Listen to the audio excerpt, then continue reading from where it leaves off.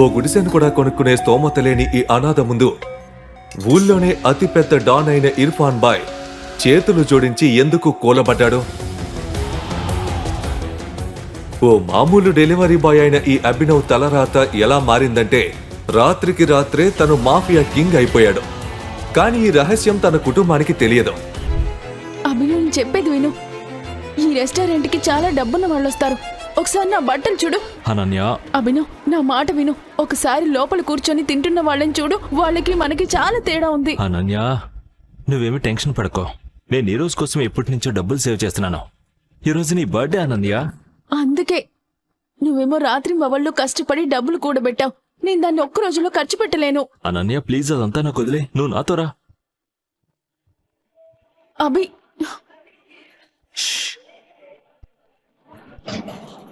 నేను table reserve చేసి పెడతాను. అనన్య అభినవ్ని ఆపడానికి అతని వెనకే వెళ్ళింది. ఆ తొందరలో ఒక రిచ్ వ్యక్తిని గుద్దుకుంది. దాంతో ఆ వ్యక్తి కాస్ట్లీ సూట్ పైన వైన్ పడింది. Are you blind?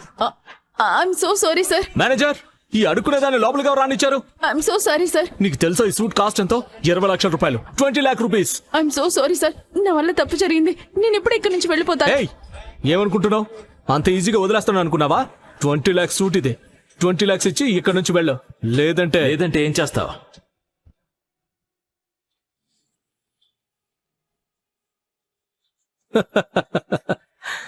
అసలు ఏం జరుగుతోంది ఇక్కడ? ఈ రెస్టారెంట్ స్టాండర్డ్స్ నిజంగానే పడిపోయాయి. ఇప్పుడే వెంటనే నా గర్ల్ ఫ్రెండ్ కి సారీ చెప్పు. ఎక్స్క్యూజ్ మీ, నేను తనకు సారీ చెప్పాలా? What a joke. నీకు తెలుసా నేనెవరో? అనన్య అభినవ్కి ఆ రిచ్ వ్యక్తికి జరిగిన గొడవ చూస్తూ భయపడిపోయింది. అప్పుడే తనకి గుర్తొచ్చింది, ఆ వ్యక్తి ఎవరో కాదు, తను వారం క్రితం చూసిన ఆహేజా ఇండస్ట్రీ ఓనర్ కొడుకు అని. అభినవ్, మనం సారీ చెప్పి ఇక్కడి నుంచి వెళ్ళిపోదాం. అతను అహజా ఇండస్ట్రీస్ కి. రిలాక్స్. ఇప్పుడే నా గర్ల్ ఫ్రెండ్ ని సారీ అడుగు, లేదంటే నువ్వు ఈ రోజుని జీవితాంతం బాధపడతావు చెప్తున్నా. నేను చెప్పింది నువ్వు వెళ్ళదనుకుంటా. నేను ఈ సిటీలోనే అతిపెద్ద వజ్రాల వ్యాపారిని. ఎందరో డబ్బున్న వాళ్ళు, మంత్రులు నా జేబులో ఉంటారు. నేను అనుకుంటే చిటికలో నామరూపాలు లేకుండా చేస్తాను. ఒకవేళ నేను ఒక్క చిటికెలో నీ బిజినెస్ మొత్తాన్ని నేలమట్టం చేస్తే? పిచ్చా వీడికేమైనా? అభినవ్ చెప్పింది ఆ వ్యక్తి అర్థం చేసుకునే లోపే అభినవ్ తన ఫోన్ తీసి ఎవరికో ఒక మెసేజ్ చేశాడు. వెంటనే ఆ వ్యక్తికి ఒక కాల్ వచ్చింది. Stay here. నాన్న, బేటా, మన కంపెనీ షేర్స్ పడిపోయాయి. మన కోట్ల రూపాయలు లాస్ వచ్చింది. అసలు ఏమంటున్నారు నాన్న? ఇదంతా ఎలా జరిగింది? ఎవరో మనల్ని నాశనం చేయడానికి ప్రయత్నిస్తున్నారు. ఎవరైనా పెద్ద వ్యక్తితో పెట్టుకున్నావా? ఒకవేళ అలా చేసి ఉంటే నువ్వు వెంటనే అతనికి సారీ చెప్పు, లేదంటే మనం రేపటిలోపే రోడ్డు మీదకి వచ్చేస్తాం. అసలు ఎవరి అభినవ్? అతని వెనకున్న రహస్యమేంటి? ఎలా ఒక డెలివరీ బాయ్ నిమిషంలో కోట్ల ఎంపైర్ ని నేలమట్టం చేశాడు? ఈ ప్రశ్నలకి సమాధానాలు తెలిసేలోపే అభినవ్ అక్కడి నుంచి వెళ్ళిపోయాడు. ఈ కథను ఒక గూఢచారి అభినవ్ గురించి ఇన్స్పెక్టర్ కి చెప్పాడు. కానీ ఇన్స్పెక్టర్ కి అర్థం కాని విషయం ఏంటంటే, కొన్ని రోజుల ముందు ఇంకో గూఢచారి చెప్పిన కథ ఈ కథకి పూర్తిగా వ్యతిరేకంగా ఉంది.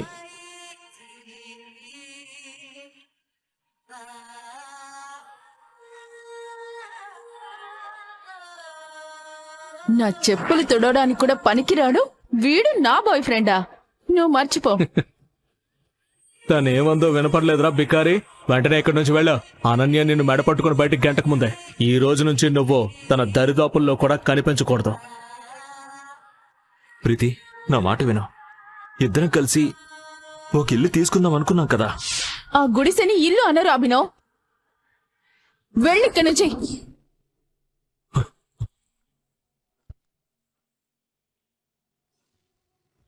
అభినవ్ కళ్ల ముందే ప్రీతి వేరే వారికి గర్ల్ ఫ్రెండ్ అయింది. డబ్బు కోసం ప్రీతి తనని ఇలా మోసం చేస్తుంది అని అతను ఊహించలేదు. అభినవ్ బాధతో ఏడుస్తూ రోడ్డు మీద మందు తాగుతూ తన దురదృష్టాన్ని తిట్టుకున్నాడు. ఓయ్ దేవుడా, ఇలా బాధ పెట్టే బదులు నన్ను చంపేసి ఉండొచ్చు కదా. అభినవ్ మత్తులో ఒక కారు కింద పడబోయాడు. అప్పుడే ఆ కారు డ్రైవర్ బ్రేక్ వేశాడు. ఆ కారులో ఆ సిటీలో కోటీశ్వరుడైన వైభవ్ కూర్చొని ఉన్నాడు.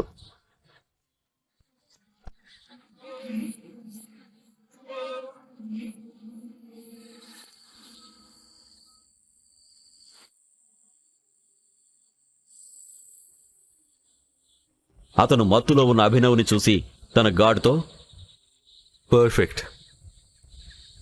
ఇప్పుడు వస్తుంది మజా. వీడిని తీసుకొచ్చి కారు డిక్కీలో పడేయండి. కానీ బాస్ ఇతను నీకు చెప్పింది చెయ్.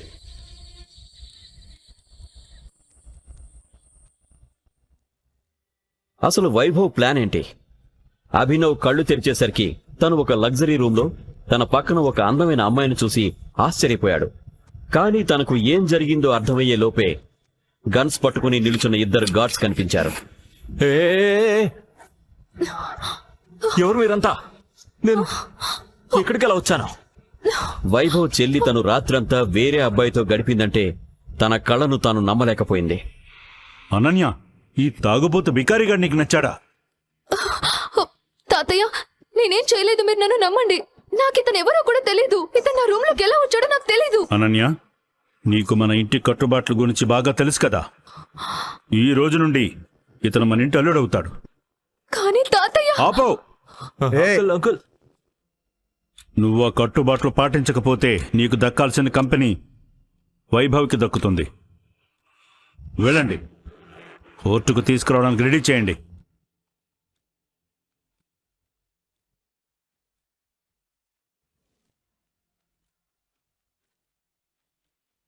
అనన్య అభినవ్ని బలవంతంగా కోర్టు రిజిస్టర్ ముందు పెళ్లి చేశారు.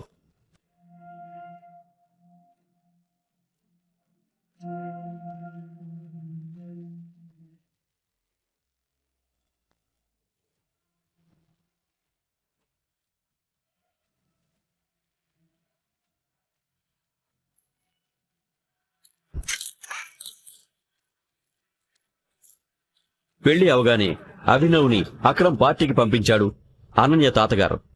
అక్కడ తనకు తన ఎక్స్ గర్ల్ ఫ్రెండ్ ప్రీతి ఎదురైంది. హే అభినవ్, ఇక్కడికి బొకే డెలివరీ చేయడానికి వచ్చుంటావు కదా. నిన్ను ఇంత లావిష్ పార్టీలో నిన్ను చూస్తే నాకు ఒళ్ళు కంపరమేస్తుంది. ప్రీతి తన్ని ఏదో అనే లోపే అభినవ్ వెనక నుండి తన వైఫ్ అనన్య గొంతు వినిపించింది. Baby,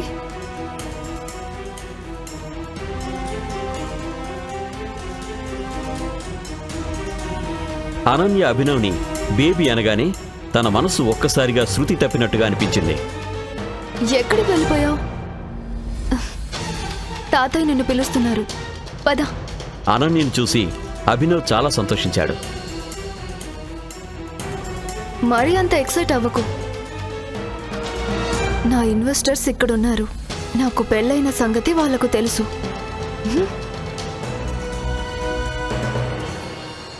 sir, yeah, he's my husband Abhinav. Hi. Abhinav shake hand ఇవ్వడానికి చేయి చాచగానే ఆ ఇన్వెస్టర్ దృష్టి అభినవ్ చేతికి ఉన్న పచ్చరాయి ఉంగరం మీద పడింది. దాని మీద టీ అని రాసి ఉంది. ఆ ఇన్వెస్టర్కి ఒక్కసారిగా చెమటలు పట్టేశాయి. వాట్? It's impossible. అనన్య కంపెనీలో ఇన్వెస్ట్ చేయడానికి వచ్చిన 1000 కోట్ల కంపెనీకి ఓనర్ అయిన మాలిక్ అభినవ్ ముందు మోకాళ్లపైన కూర్చొని, 18 ఏళ్ల కష్టం ఈ రోజుతో పూర్తయింది టైగర్. థ్యాంక్ యూ, మీరు తిరిగి వచ్చినందుకు. ఎందుకు ఒక మామూలు డెలివరీ బాయ్ ఒక ఇన్వెస్టర్ టైగర్ అని పిలుస్తూ మోకాళ్లపై కూర్చున్నాడు? వైభవ్ ఎందుకు అనన్యని ప్లాన్ చేసి మరీ ట్రాప్ చేశాడు? అనన్యకి అభినవ్ అసలు నిజం తెలిసిపోతుందా? అసలు ఎవరి టైగర్?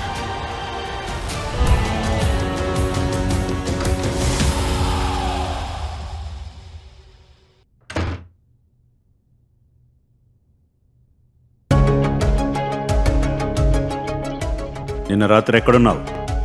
అది తాతయ్య, నిన్న మా ఫ్రెండ్ పార్టీ ఉంటే నిన్న రాత్రి లేట్ అయిందని అక్కడే పడుకున్నాను. అవునా? ఉద్యోగం ఎలాగూ లేదు, ఇక తిరుగుడు కూడా మొదలైందా? అభినవ్ ఓ మామూలు డెలివరీ బాయ్. తన పెళ్లి ఊళ్ళోనే అమాయకురాలు ధనవంతుల బిడ్డ అయిన అనన్యతో జరిగింది. కానీ ఈ పెళ్లితో తన ఫ్యామిలీలో ఎవరూ సంతోషంగా లేరు. ఆ కుటుంబ పెద్ద చంద్రశేఖర్కి తప్పనిసరి పరిస్థితిలో అనన్య పెళ్లి అభినవ్తో చేయాల్సి వచ్చింది. కానీ తను కూడా అభినవ్ని అవమానించేందుకు చూస్తూనే ఉన్నాడు. ఒళ్ళు దగ్గర పెట్టుకుని విను, నేను బయటకెళ్తున్నా. తిరిగి వచ్చేసరికి ఈ ఇల్లంతా బాగా శుభ్రం చేసి ఉండాలి, లేకపోతే నీ కాళ్ళు వెరగొడతాను. పో ఇక్కడి నుంచి. అభినవ్కి చాలా రోజుల తర్వాత ఇంట్లో ఒంటరిగా ఉండే అవకాశం దొరికింది. తనకు ఇలా ప్రశాంతంగా ఉండటం అంటే ఇష్టం. అభినవ్ తన కోసం మ్యాగీ చేసుకొని తిన్న తర్వాత ఒళ్ళు మరిచి నిద్రపోయాడు. సాయంత్రం అదే పనిగా మోగుతున్న కాలింగ్ బెల్కి నిద్రలేచాడు. తలుపు దగ్గర తన భార్య అనన్య ఉంది. తను అభినవ్ చెదిరిపోయిన జుట్టు, నలిగిన బట్టలు చూసిన వెంటనే అడిగింది, నువ్వెప్పుడు తిరిగొచ్చావు? నువ్వు రోజంతా ఇంట్లోనే పడుకున్నావా? లేదు లేదు, నేను మధ్యాహ్నమే వచ్చాను. ఇంతకీ నీకు నీ అన్న నుంచి ఫోన్ వచ్చిందా లేదా? లేదుగా. వాడు నాకెందుకు కాల్ చేస్తాడు? చూస్తుంటే ఆ సన్నీ నా మాటలు ఇంకా సీరియస్గా తీసుకున్నట్టు లేదు. అదేం లేదు, నేనేదో మామూలుగా అడిగా. తన అన్నయ్య పేరు విన్న అనన్యకి సడన్ గా గుర్తుకొచ్చింది. అతను ఏకే గ్రూప్తో సింగ్ ఇండస్ట్రీస్ పార్ట్నర్షిప్ గురించిన ఫైల్స్ అన్ని రాహుల్ చేతికి ఇచ్చాడు అని. ఇది తలుచుకున్న అనన్యకి లోపలే మండిపోతుంది. ఇక దాని గురించి ఆలోచించదలుచుకోలేదు. కానీ సడన్ గా నిన్న రాత్రి అభినవ్ ఇంటికి రాలేదని గుర్తుకొచ్చింది. తనకు అభినవ్ మీద అనుమానం వచ్చి అడిగింది, నిన్న రాత్రి ఎక్కడున్నావు? అది నేను ఒక పాత ఫ్రెండ్ దగ్గరికి వెళ్ళాను. మాట్లాడుతుంటే లేట్ అయిందని అక్కడ నిద్రపోయాను. ఆ పాత friend mister Akram, hotel Sapphire owner. Ananya అభినవ్ని వింతగా చూస్తుంది. తన బికారి భర్తకి ఊళ్ళోనే పెద్ద బిజినెస్ మ్యాన్ ఇంకా మాఫియా డాన్ అయిన అక్రమ్తో స్నేహం ఎలా అని. నువ్వన్నది నిజమే.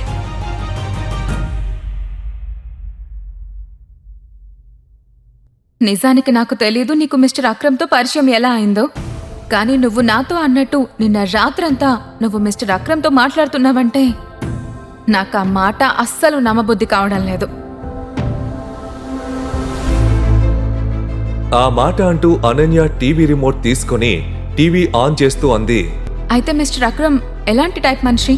అంటే తన దగ్గర ఇంత టైం ఉందా ఒక రాత్రంతా నీతో మాట్లాడడానికి? నీకేమనిపిస్తోంది? నువ్వు నాకేం చెప్పినా కూడా నమ్మేస్తాను అనా? ఎనీవే, నాకు ఆకలేస్తోంది. నాకోసం ఏమన్నా ఉండు. అభినవ్ అనన్యకి ఫేవరెట్ అయిన పాస్తా చేయడానికి రెడీ అయిపోయాడు. అప్పుడే కాలింగ్ బెల్ మోగింది. చంద్రశేఖర్ కూడా ఇంటికి తిరిగి వచ్చాడు. అభినవ్ని చూసిన చంద్రశేఖర్ ఎప్పట్లాగే అసహ్యంగా రియాక్ట్ అయ్యాడు. నేరుగా వెళ్లి అనన్య ముందు బాధగా కూలబడ్డాడు. తాతయ్య, ఏమైంది? మీ మూడ్ ఎవరు ఆఫ్ చేశారు? ఇంకా ఎవరున్నారమ్మా? వాడే అవుతాడు కదా. వాడు జీవితంలో ఏం నేర్చుకోలేదు. పెద్దల మాటల్ని అశ్రద్ధ చేయడం తప్ప. తాతయ్య, ఇంతకీ ఏమైంది? మీరు నాతో చెప్పండి. నేను ఇప్పుడే వెళ్ళి వాడు అంతు చూస్తాను. అంతు చూడాల్సిన పనేం లేదు. నేను మీ ఇద్దరి గురించే కంగారు పడుతున్నాను. మీ ఇద్దరి ఐవీఎఫ్ ప్రాసెస్ చాలాసార్లు ఫెయిల్ అయింది. నా అనుమానం ఏంటంటే అభినవ్లో ఏదో జెనెటిక్ డిజార్డర్ ఉందని.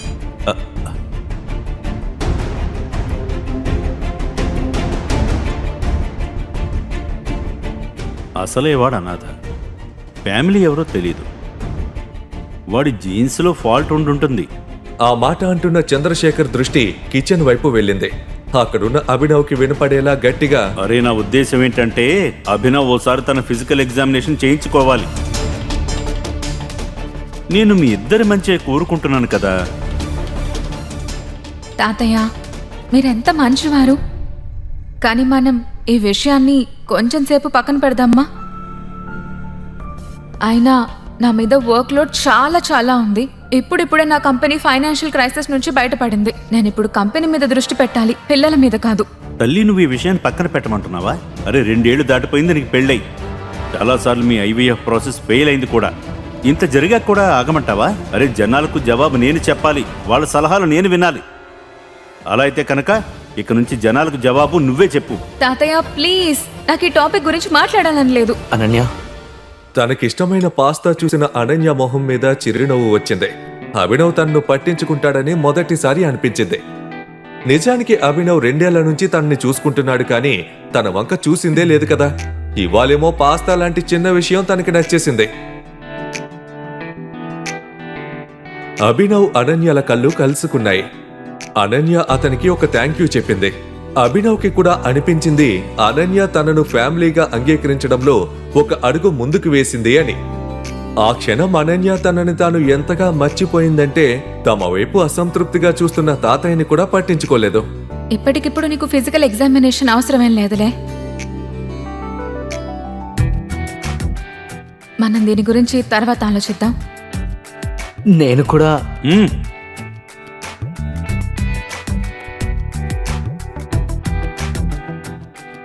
సరే, నువ్వెలా అంటే అలా.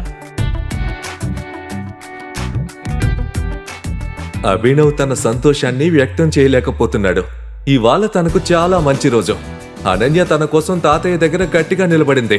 అది కూడా అంత పెద్ద విషయంలో. తన టైం బాగుపడుతున్నట్టు అనిపించింది.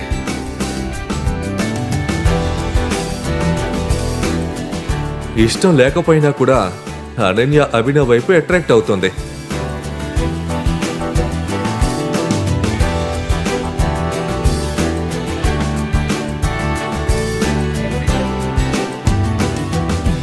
అనన్య, ఒకవేళ రేపు నీ అన్నయ్య కాల్ వస్తే, అదే ఏకే గ్రూప్తో మీ ఇండస్ట్రీ పార్ట్నర్షిప్ గురించి మాట్లాడితే నువ్వు వెంటనే ఒప్పేసుకోవద్దు. అంటే కొంచెం టైం తీసుకో. తనకు కూడా నీ ఇంపార్టెన్స్ తెలియాలి కదా. పిచ్చెక్కిందా ఏంటి? సన్నీ అన్నయ్య మొత్తం అంతా కూడా రాహుల్కి ఇచ్చేశాడు. ఏకే గ్రూప్లో మొత్తం పార్ట్నర్షిప్ ఇక తానే చూస్తున్నాడు. ఐ మీన్ నాతో పనే ఉంటుంది. ఇక నువ్వు, నీకసలు ఏమీ తెలీదు. ఏదో చెత్తవాగుడు వాగుతూ ఉంటావెప్పుడు. అనన్య, కానీ ఇది గుర్తుంచుకో, తన కాల్ వస్తే వెంటనే ఓకే చెప్పొద్దు. Good night. పడుకో. తన మాట చెప్పిన తర్వాత అభినవ్ పడుకున్నాడు. అనన్య కూడా తనను తాను సంభాళించుకుంటూ లైట్ బంద్ చేయగానే పడుకుండిపోయింది. మర్నాడు అనన్య ఇంటి నుండి ఆఫీస్కి బయలుదేరగానే తన వెనక్కే అభినవ్ కూడా హోటల్ సెఫైర్ వైపుగా బండి తీశాడు. అభినవ్ తన అసలు రూపాన్ని అందరి దగ్గర దాస్తూ వచ్చాడు. చంద్రశేఖర్ కుటుంబం దృష్టిలో తాను కేవలం ఓ డెలివరీ బాయ్, ఇంకా పనికిరాని ఇంటల్లుడు. నిజానికి తాను అండర్ వరల్డ్లోనే శక్తివంతమైన కంపెనీ ఏకే కంపెనీకి కొత్త బాస్ అయ్యాడు. అండర్ వరల్డ్ ప్రపంచంలో అంతా తనను ద టైగర్ అని పిలుస్తారు. సంజయ్ను చంపేసిన తర్వాత అక్రమ్ అభినవ్కి 18 ఏళ్లు వచ్చే వరకు ఓ అనాథాశ్రమంలో ఉంచాడు. అక్కడ తనకు రోజు కఠోరమైన ఫిజికల్ ట్రైనింగ్ ఇచ్చేవారు. ఇంకా ఎలాంటి కష్టాలనైనా ఎదుర్కొనేందుకు తయారు చేశారు.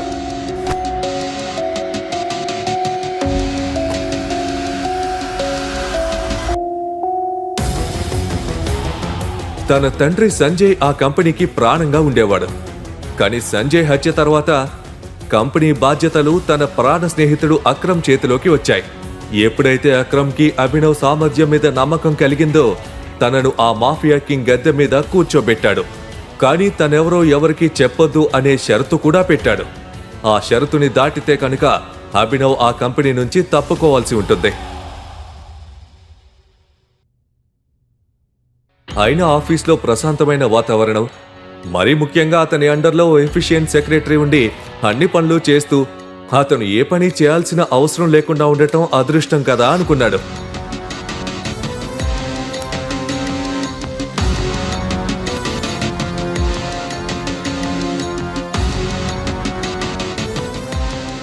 అభినవ్ ఇదంతా ఆలోచిస్తూ ఉండగానే తన క్యాబిన్ తలుపు మీద నాక్ చేస్తూ అతని సెక్రటరీ జెన్నీ లోపలికి వచ్చింది. ఇవాళ తను చాలా అందంగా ఉంది. కానీ ఈసారి జెన్నీ అభినవ్ తన వైపు ఎక్కువసేపు చూసే అవకాశం ఇవ్వకుండా వెంటనే అంది, టైగర్, శేఖర్ ఫ్యామిలీ ఏకే గ్రూప్తో పార్ట్నర్షిప్ కోసం ఎవరినో పంపారు. తన పేరు రాహుల్ అంట. వాడిని వెళ్ళమని చెప్పు. ఓకే. ఈ సన్నీ వాడి గురించి ఏమనుకుంటున్నాడు? ఈ పార్ట్నర్షిప్ అనన్య హ్యాండిల్ చేస్తుందని చెప్పినా కూడా ఎవరెవరినో ఎందుకు పంపుతున్నాడు? బహుశా వీడికి నా పద్ధతిలో చెప్పాలేమో. రాహుల్ ఏమో ఏకే గ్రూప్ లగ్జరీ ఆఫీస్లో ఫస్ట్ ఫ్లోర్లో వెయిట్ చేస్తున్నాడు. కానీ నందిత తనని వెళ్ళిపోమని చెప్పగానే అది రాహుల్కి చాలా ఇన్సల్టింగ్గా అనిపించింది. ఫెయిల్యూర్ న్యూస్తో రాహుల్ తిరిగి వెళ్ళి అక్కడ జరిగిందంతా సన్నీ దగ్గర చెప్పగానే తన మొహం కోపంతో ఎర్రబడింది. సన్నీ ఇప్పుడు పూర్తిగా హెల్ప్లెస్గా ఉన్నాడు. తన దగ్గర ఇప్పుడు అనన్యకి కాల్ చేయడం తప్ప మరో ఆప్షన్ మిగల్లేదు. అక్కడ అనన్య తన తాతయ్యతో కలిసి షాపింగ్ చేస్తుంది. అప్పుడే తన ఫోన్ మోగింది. సన్నీ దగ్గర నుంచి కాల్ రావడం తను చూసింది. అనన్య కాల్ లిఫ్ట్ చేస్తూనే లౌడ్ స్పీకర్లో పెట్టింది. హా, చెప్పన్నయ్యా. అనన్య, నీ అన్నకు నీ నుంచి ఒక హెల్ప్ కావాలి. నాకు హెల్ప్ చేస్తావు కదా? హెల్పా? అది నాకేం అర్థం కాలేదు. అది ఏంటంటే మనకి ఏకే గ్రూప్కి మధ్య పార్ట్నర్షిప్ జరుగుతుంది. దాని గురించి నేనేం డిసైడ్ అయ్యానంటే ఇవాల్టి నుంచి ఆ మొత్తం డీల్స్ అన్నీ నువ్వే హ్యాండిల్ చేయాలి. 1 minute. నువ్వు రేపే ఏకే గ్రూప్ ఆఫీస్కి వెళ్ళి అక్కడ వాళ్ళతో మాట్లాడాలి. మనం వీలైనంత త్వరగా కొత్త ఆర్టిస్టుల ప్యాకేజింగ్ కాంట్రాక్ట్పై సైన్ చేయాలి. ఇది విన్న అనన్యకు నిన్న రాత్రి అభినవ్ అన్న మాటలు అకస్మాత్తుగా గుర్తుకు రావడం మొదలైంది. తన కాల్ వస్తే వెంటనే ఓకే చెప్పొద్దు. సారీ అన్నయ్య. అయితే మీరు ఈ మ్యాటర్ని చూడమని రాహుల్కి కదా చెప్పారు. నాకేమనిపిస్తుందంటే సగం పని పూర్తయింది కాబట్టి తననే చేయనివ్వండి. అదేంటంటే నలుగురు ఒకే పాయసం చేస్తే అది పులిహోర అయిపోతుంది.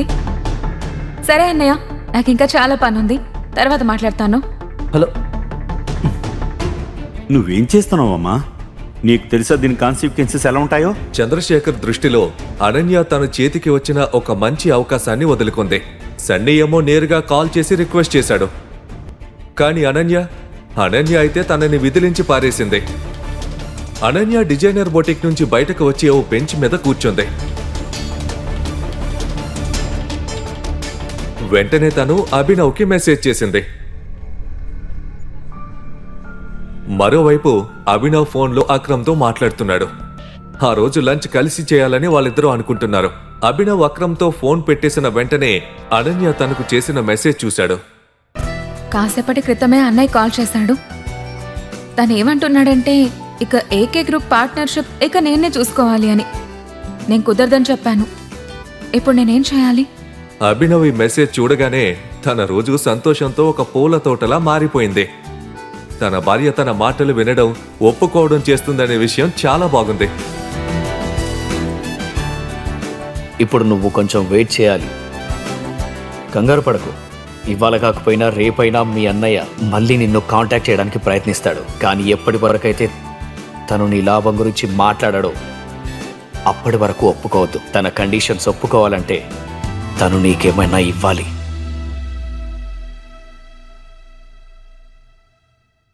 Good evening, ladies and gentlemen. We start the beginning at the price of 50 lakhs. 1 కోటి, 1 కోటి, 2 కోట్లు, 2 కోట్లు, 3 కోట్లు, 3 కోట్లు, 10 కోట్లు. 10 కోట్లు. ప్రియా గారు, సగం సిటీని మీరు ఇప్పటికే కొనేశారు. ఇలాంటి చిన్న చిన్నవైనా మా కోసం వదిలేయండి. ఆ బిజినెస్ మ్యాన్ మాటలు విన్న ప్రియా ఒక చిరునవ్వు నవ్వింది. 50 కోట్లు. కానీ అప్పుడే వినబడిన ఇంకో గొంతు వారందర్నీ ఆశ్చర్యపరిచింది.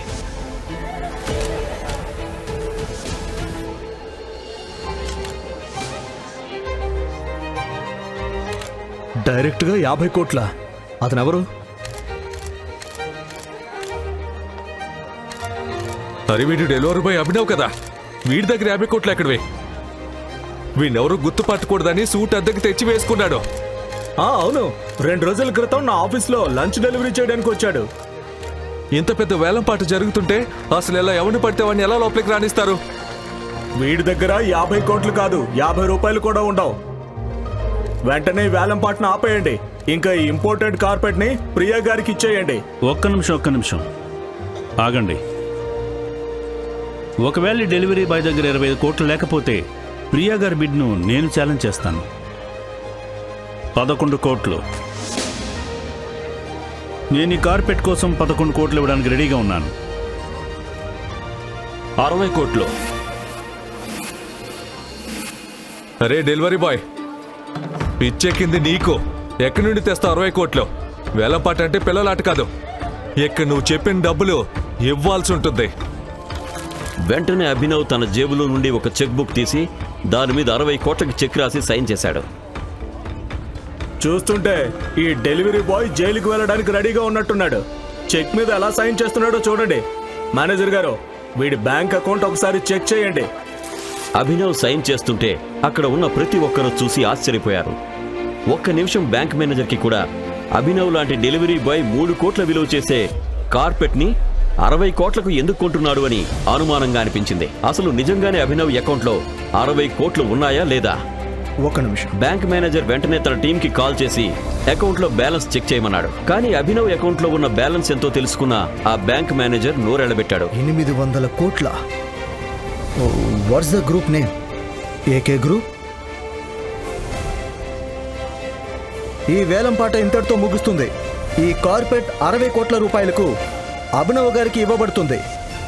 మేనేజర్ ఇది అనౌన్స్ చేయగానే అక్కడ ఉన్నవారంతా ఆశ్చర్యంతో నోరెళ్లబెట్టారు.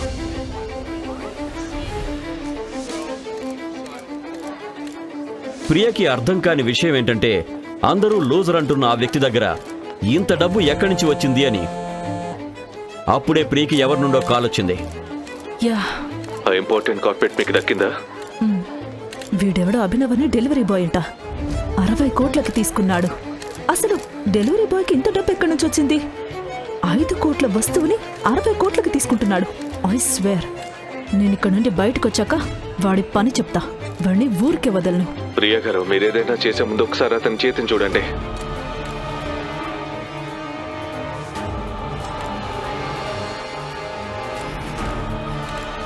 ప్రియా భయపడుతూ స్టేజ్ వైపు నడిచింది. అప్పుడే తన దృష్టి అభినవ్ ఎడమ చేతికి తొడుక్కున్న ఉంగరం పైన పడింది. అది చూసి ప్రియా షాక్ అయింది. వెంటనే తను భయపడుతూ,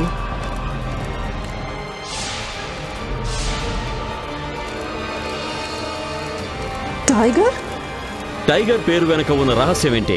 ఒక డెలివరీ బాయ్ అకౌంట్లో 800 కోట్లు ఎలా వచ్చాయి? అభినవ్ అసలు కథ ఏంటి? అతను నిజంగానే అంత పవర్ఫుల్ అయితే ఒక డెలివరీ బాయ్గా ఎందుకు పనిచేస్తున్నాడు? ఈ ప్రశ్నలన్నీ ఇన్స్పెక్టర్ మైండ్ని తొలిచేశాయి. ఈ వీడియో అతనికి ఒక అజ్ఞాత అమ్మాయి పంపించింది. కానీ అంతకు ముందే అభినవ్ గురించి ఆ ఇన్స్పెక్టర్కి 2 గూఢచారులు కూడా సమాచారం ఇచ్చారు. అలా చాలా రోజుల తర్వాత అభినవ్ అక్రమ్లు కలుసుకుంటున్నారు. ఆ అక్రమే కదా అభినవ్కి తన అసలు రూపాన్ని పరిచయం చేసింది. టైగర్ అనే పేరుతో పరిచయం. Tiger, welcome welcome welcome. రా, ఇదిగో ఇక్కడ కూర్చో. అక్రమ్ అభినవ్ని గౌరవిస్తూ మెయిన్ చైర్ మీద కూర్చోబెట్టాడు. తను ఓ ముఖ్యమైన విషయం కోసం పిలిచినట్టుగా చెప్పాడు. ఆ తర్వాత అక్రమ్ చప్పట్లు కొట్టగానే నల్లటి దుస్తుల్లో ఓ వ్యక్తి ఆ గదిలోకి వచ్చాడు. తన చేతుల్లో ఓ చిన్న బాక్స్ ఉంది. అక్రమ్ ఆ బాక్స్ ని ఆ వ్యక్తి దగ్గర నుంచి తన చేతుల్లోకి తీసుకుని అభినవ్ని చూశాడు. దీన్ని నేను స్పెషల్గా నీకోసమే ప్రిపేర్ చేశాను. గత 18 ఏళ్లుగా ఈ ఖజానా నా చేతుల్లోనే ఉంది. కానీ ఇప్పుడు సమయం వచ్చింది. ఇది ఎవరికైతే చెందుతుందో వాళ్ళ దగ్గరికే వెళ్ళాలి. అక్రమ్ అంకల్,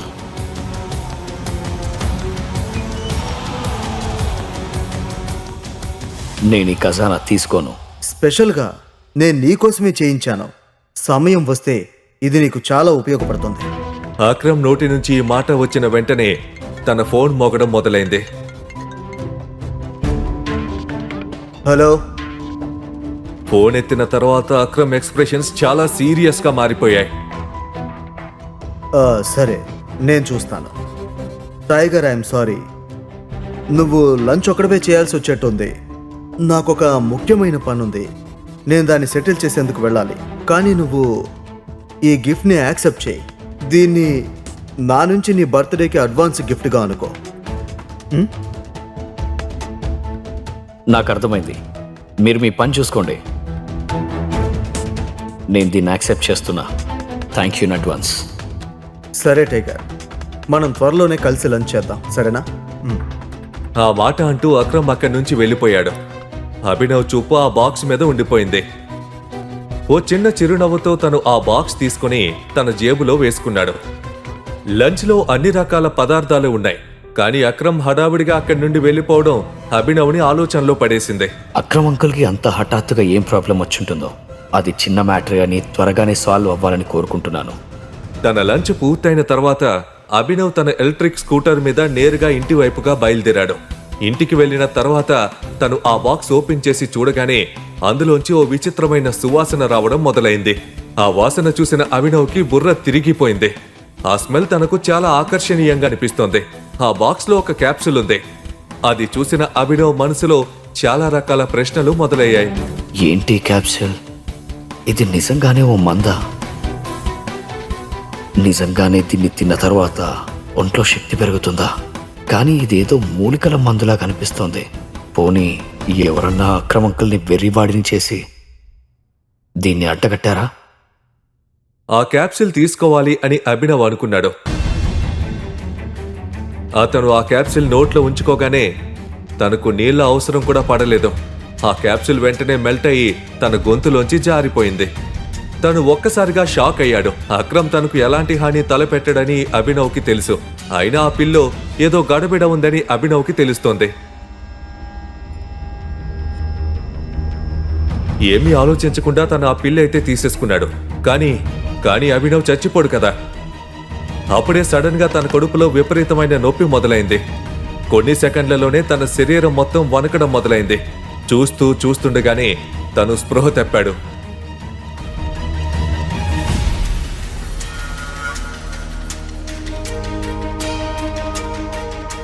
తను కళ్ళు తెరిచి చూసేసరికి దాదాపు రాత్రి అయింది. అభినవ్ కళ్ళు తెరుచుకోగానే సడన్ గా తనకు విపరీతమైన వాసన వచ్చింది. ఆ సమయంలో తన బట్టలు మొత్తం తడిసిపోయాయి. వాటి నుంచే వాసన వస్తుంది. తనకది చాలా డిస్కస్టింగ్ గా అనిపిస్తోంది. అభినవ్ దగ్గర ఆలోచించేందుకు అసలు టైం లేదు. తను షవర్ చేయడానికి బాత్రూమ్ కి వెళ్ళిపోయాడు. తన ఒళ్ళు శుభ్రం చేసుకోవడానికి తనకు గంట పైనే పట్టింది. కొత్త బట్టలు వేసుకుని తను బాత్రూమ్ నుండి బయటకు వచ్చాడు. కళ్ళు తిరిగి పడినప్పుడు తాను పడిపోయిన చోట ఎల్లో కలర్లో లిక్విడ్ పేరుకొని కనిపించింది. దాని నుంచి విపరీతమైన వాసన వస్తుంది. దాన్ని శుభ్రం చేసేందుకు అభినవ్కి ఇంకో 6 గంట పట్టింది. అక్రమంకుల్ని ఎవరో వెర్రోడించేశారు. పని చేయకపోగా దీన్ని తీసుకుంటే నొప్పే మిగిలింది. దానికి తోడు ఈ కంపు. ఈ మందుకు ఇంకెన్ని సైడ్ ఎఫెక్ట్స్ ఉంటాయో కూడా నాకు తెలియడం లేదు. గదిని శుభ్రం చేయడం పూర్తవగానే అనన్య చంద్రశేఖర్ ఇంటికి వచ్చారు. మంచి షాపింగ్ అయింది కదా. టైం కూడా అయింది. అవును, అన్ని దొరికాయి. సరిగ్గా టైంకి. నువ్వు వంట చేసేసావా? అది కాస్త పనిలో పడి వంట చేయలేకపోయాను. నేను అనుకుంటున్నాను అది మనం బయట తినేందుకు వెళ్ళొచ్చు కదా. అవునా? ఇంతకు ముందు ఇలాంటి కారణాలు వినిపించేవి కాదే. నువ్వు రోజంతా ఇంట్లోనే ఉంటావు. పని చేయడానికి ఏం లేదు. చూస్తుంటే మన రాజాబాబు ఈ మధ్య కాస్త బిజీగా ఉంటున్నట్టున్నాడే. అనన్య కూడా అభినవ్ మాటలు అంతగా రుచించలేదు. కానీ కొన్ని రోజులుగా అభినవ్లో మార్పు చూస్తున్న అనన్య తనని తిట్టలేకపోతుంది. అందుకే తాతయ్యతో అంది, యాక్చువల్లీ తాతయ్య, నేను కొద్ది రోజుల నుంచి ఇదే అనుకుంటున్నాను. మనం ఈరోజు బయటికి వెళ్ళి తిందామా? అనన్య చేసిన ఈ పనితో అభినవ్కి అర్థమైపోయింది తనకి ఆమె అండగా ఉంటుందని. అభినవ్ మనసు గాల్లో తేలిపోసాగింది.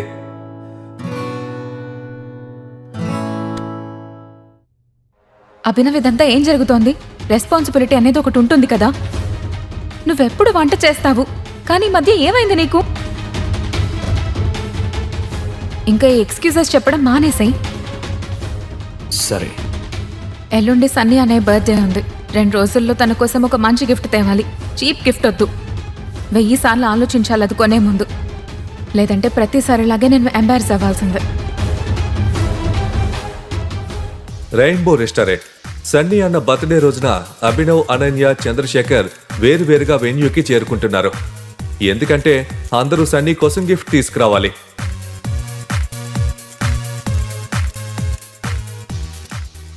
టైం ఎంత చూసావా?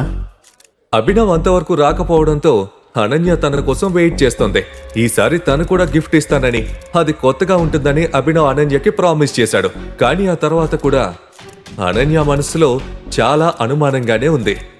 కానీ ఎప్పుడైతే తను అభినవ్ తన చేతిలో ఓ ఆర్డినరీ చెక్క పెట్టి తీసుకుని రావడం చూసిందో తన మొహం కోపంతో ఎర్రబడిపోయింది. ఏంటి అభినవ్, కనీసం నువ్వు బాక్స్ అయినా గిఫ్ట్ ప్యాక్ చేయించాల్సింది కదా. అది నాకైనా ప్యాక్ చేయించాలని లేదు. పైగా నా దగ్గర టైం కూడా లేదు ప్యాక్ చేయించడానికి. అయినా వదిలి ఈ బాక్స్ ఎలా ఉంటే మాత్రం ఏంటి?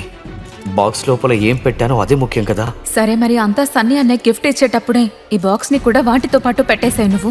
ఈసారి నాకు ఏ డ్రామా కుదరదు. విసుగ్గా ఉంది. నువ్వెలా అంటే అలా. సన్నీ బెస్ట్ ఫ్రెండ్ అయిన రాహుల్ ఇదంతా చూస్తున్నాడు. పద. అభినవ్ ని అవమానించేందుకు దొరికిన ఈ అవకాశాన్ని తన చేతిలోంచి వదులుకోదలుచుకోలేదు. ఇప్పుడు ఈ పికారి కూడా పార్టీలకు వస్తాడా? రాహుల్, అభినవ్ నా భర్త. కబర్దార్ తనను అవమానిస్తే గనక. లుక్ అనన్య, నేను నీ ఫీలింగ్స్ని హర్ట్ చేయాలనుకోవడం లేదు, కానీ ఈ బికారికి తెలియాలి కదా వీడి పెళ్లి ఓ కోటీశ్వరుల పిల్లతో జరిగిందని. ఎప్పటి వరకు ఇలా బికారిలా తిరుగుతూ ఉంటాడు? నువ్వు నీ పనేంటో చూసుకో. నేను ఇక్కడ సీన్ క్రియేట్ చేయదలుచుకోలేదు. చెత్త వాగొద్దు. నీ స్థాయి ఏంటో తెలుసుకుని మాట్లాడు. మర్చిపోకు, నువ్వు మామూలు డెలివరీ బాయ్వే. అనన్యతో పెళ్ళైందని గాల్లో ఎగురుతున్నావా? నీకు దాంతో పని లేదు. నేను ఎంత పెద్ద యూజ్లెస్ నో, కానీ నీకంటే నేను చాలా బెటర్. నిన్ను ఏకే కంపెనీ చెత్తలాగా చూసి వాళ్ళ ఆఫీస్ నుంచి గెంటేశారు కదా. విషయం ఇప్పుడు చాలా పెద్దదైంది. రాహుల్ ఊళ్ళో ఉన్న పెద్ద పెద్ద గుండాలతో చాలా బాగా కలిసి మెలిసి ఉంటాడు. ఇదంతా తెలిసినా కూడా తను రాహుల్తో పెట్టుకున్నాడు. వీడి పని అయిందే. ఈవేళ రాత్రి అభినయ్కి కాళరాత్రిగా మారుతుంది. వాడి విషయంలో అలా జరగాల్సిందే. సన్నీ ఫ్యామిలీ అంతా అభినవ్ తన్నులు తింటే చూడాలి అనుకుంటున్నారు. ఎప్పుడైతే రాహుల్ అభినవ్ని గుద్దడానికి తన చేతిని అతని వైపు విసిరాడో అప్పుడే అభినవ్ అతని చేతిని గాల్లోనే గట్టిగా పట్టుకొని కరుగ్గా అన్నాడు, నువ్వు ఇంకా నన్ను కొట్టాలనుకుంటున్నావా? చెత్త వెధవా, నేను రక్తం తాగుతా. ఎప్పుడైతే రాహుల్ నోట్లో నుంచి పాత సినిమాలో డైలాగ్ బయటకు వచ్చిందో అభినవ్ అతని చేతిని ఎంత గట్టిగా ట్విస్ట్ చేశాడంటే రాహుల్ అది తట్టుకోలేక గట్టిగా అరవడం మొదలుపెట్టాడు. నేనంటే చాలా కోపం కదా, జాలేస్తుంది కదా నేనంటే, కానీ నా చెయ్యి నీకు తగిలితే నీ మీద నీకే జాలిస్తుంది. తన ఒంట్లో అంత బలం ఉండటం చూసి అభినవ్ కూడా ఆశ్చర్యపోయాడు. సడన్ గా అంత బలం తనకెలా వచ్చింది? ఒకవేళ అది అక్రమ్ తనకిచ్చిన క్యాప్సిల్ మహిమ? మరోవైపు రాహుల్ నొప్పితో విలువెల్లాడుతూ నేల మీద ఉన్నాడు. ఇది నువ్వు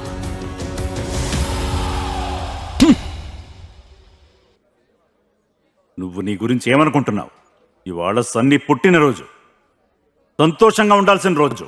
అభినవ్ కూడా చంద్రశేఖర్ ని కోపంగా చూస్తున్నాడు. రే, ఇవాళ నేను నీ ప్రాణాలు తీయకపోతే నేను నా పేరు మార్చుకుంటాను, గుర్తుపెట్టుకో. ఆ మాట అంటూ రాహుల్ తన ఫోన్ బయటకు తీశాడు. ఓ నెంబర్కు డయల్ చేశాడు. అభినవ్ ఇంతవరకు చంద్రశేఖర్ చేసిన అవమానాలన్నీ సహించాడు. ఇక తన వల్ల కాదు. 2 ఏళ్ళైంది నాకు అనన్యకి పెళ్ళయి. నీకు ఎప్పుడు కూడా నా కాంట్రిబ్యూషన్ కనిపించలేదు. ఎప్పుడు నన్ను అవమానిస్తూనే వచ్చారు, నీచంగా చూశారు. కానీ ఈ దెబ్బను ఎప్పటికీ మర్చిపోను. ఏ కుక్కనైతే మీరు 2 ఏళ్లు పెంచారో ఆ కుక్క ఇప్పుడు వెళ్ళిపోతుంది. అదప్పుడు అరుస్తూ కాదు, కరుస్తూ వెళ్ళిపోతుంది. మీ ఇంటికి నేను తిరిగి రావాలనుకుంటే గనక ఆ సన్నీ నన్ను క్షమించమని అడగాలి, నా కాళ్ళ మీద పడాలి, వాడి ముక్కు నేలకి రాయాలి. అనన్య చూపంతా అభినవ్ మీదే ఆగిపోయింది. అభినవ్ అలా ప్రవర్తించడం చూసిన తనకి తను పూర్తిగా మారిపోయాడని అనిపించింది, ఓ అపరిచితుడిలాగా. మరోవైపు అభినవ్ మాటలు విన్న వాళ్ళంతా ఒక్కసారిగా షాక్ లో ఉండిపోయారు. అభినవ్ లాంటి బికారి నోటి నుంచి అలాంటి మాటలు వస్తాయి అని ఎవ్వరూ ఊహించనేలేదు. ఎక్కడికి వెళ్తున్నాడు? ఆపండి. నిన్నెక్కడి నుంచి వెళ్ళమని ఎవరు చెప్పారు? నువ్వెక్కడే ఉండు, ఇంకా చూడు ఏం జరుగుతుందో. రాహుల్ తన మాట పూర్తి చేశాడో లేదో అప్పుడే రెయిన్బో రెస్టారెంట్ దగ్గరికి కొన్ని కార్లు వచ్చి ఆగాయి. రాహుల్ అభినవ్ను చంపడానికి సుఫారీని ఊళ్ళోనే భయంకరమైన గుండా ఇర్ఫాన్ చేతికి ఇచ్చాడు. ఇర్ఫాన్ తన మనుషులతో కలిసి కోపంగా లోపలికి రాగానే రాహుల్ తనతో అన్నాడు, ఇర్ఫాన్ భాయ్ ఫైనల్లీ వచ్చేసారా? చెప్పు రాహుల్, ఏంటి ప్రాబ్లం? ఇక్కడ ఎవరిని లేపేయాలి? అదిగో ఆ విధంగా ఇర్ఫాన్ భాయ్.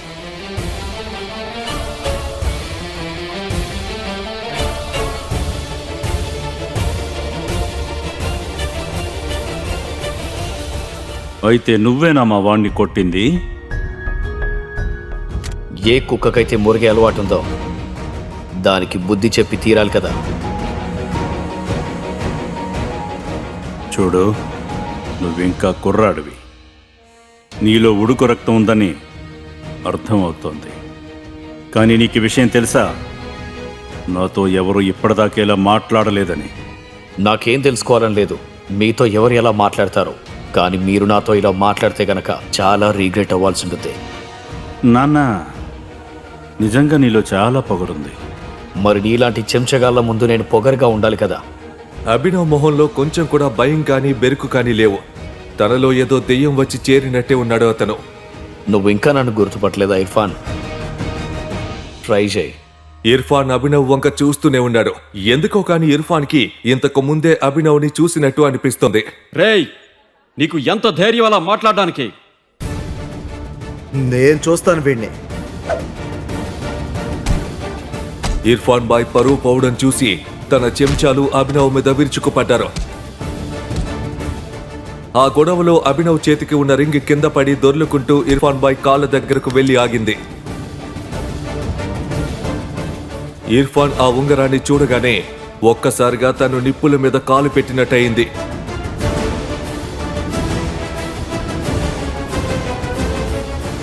వెంటనే అభినవ్ కాళ్ళ మీద పడి అన్నాడు, టైగర్ ప్లీజ్ నన్ను క్షమించు, పెద్ద తప్పు జరిగిపోయింది. అభినవ్, అభినవ్ పారిపో, లేకుంటే వీళ్ళు నిన్ను కూడా చంపేస్తారు అంటూ భరించలేని నొప్పితో విలవిల్లాడుతున్న సంజయ్ తన 5 ఏళ్ల కొడుకు అభినవ్ని కాపాడ్డానికి ప్రయత్నం చేస్తున్నాడు.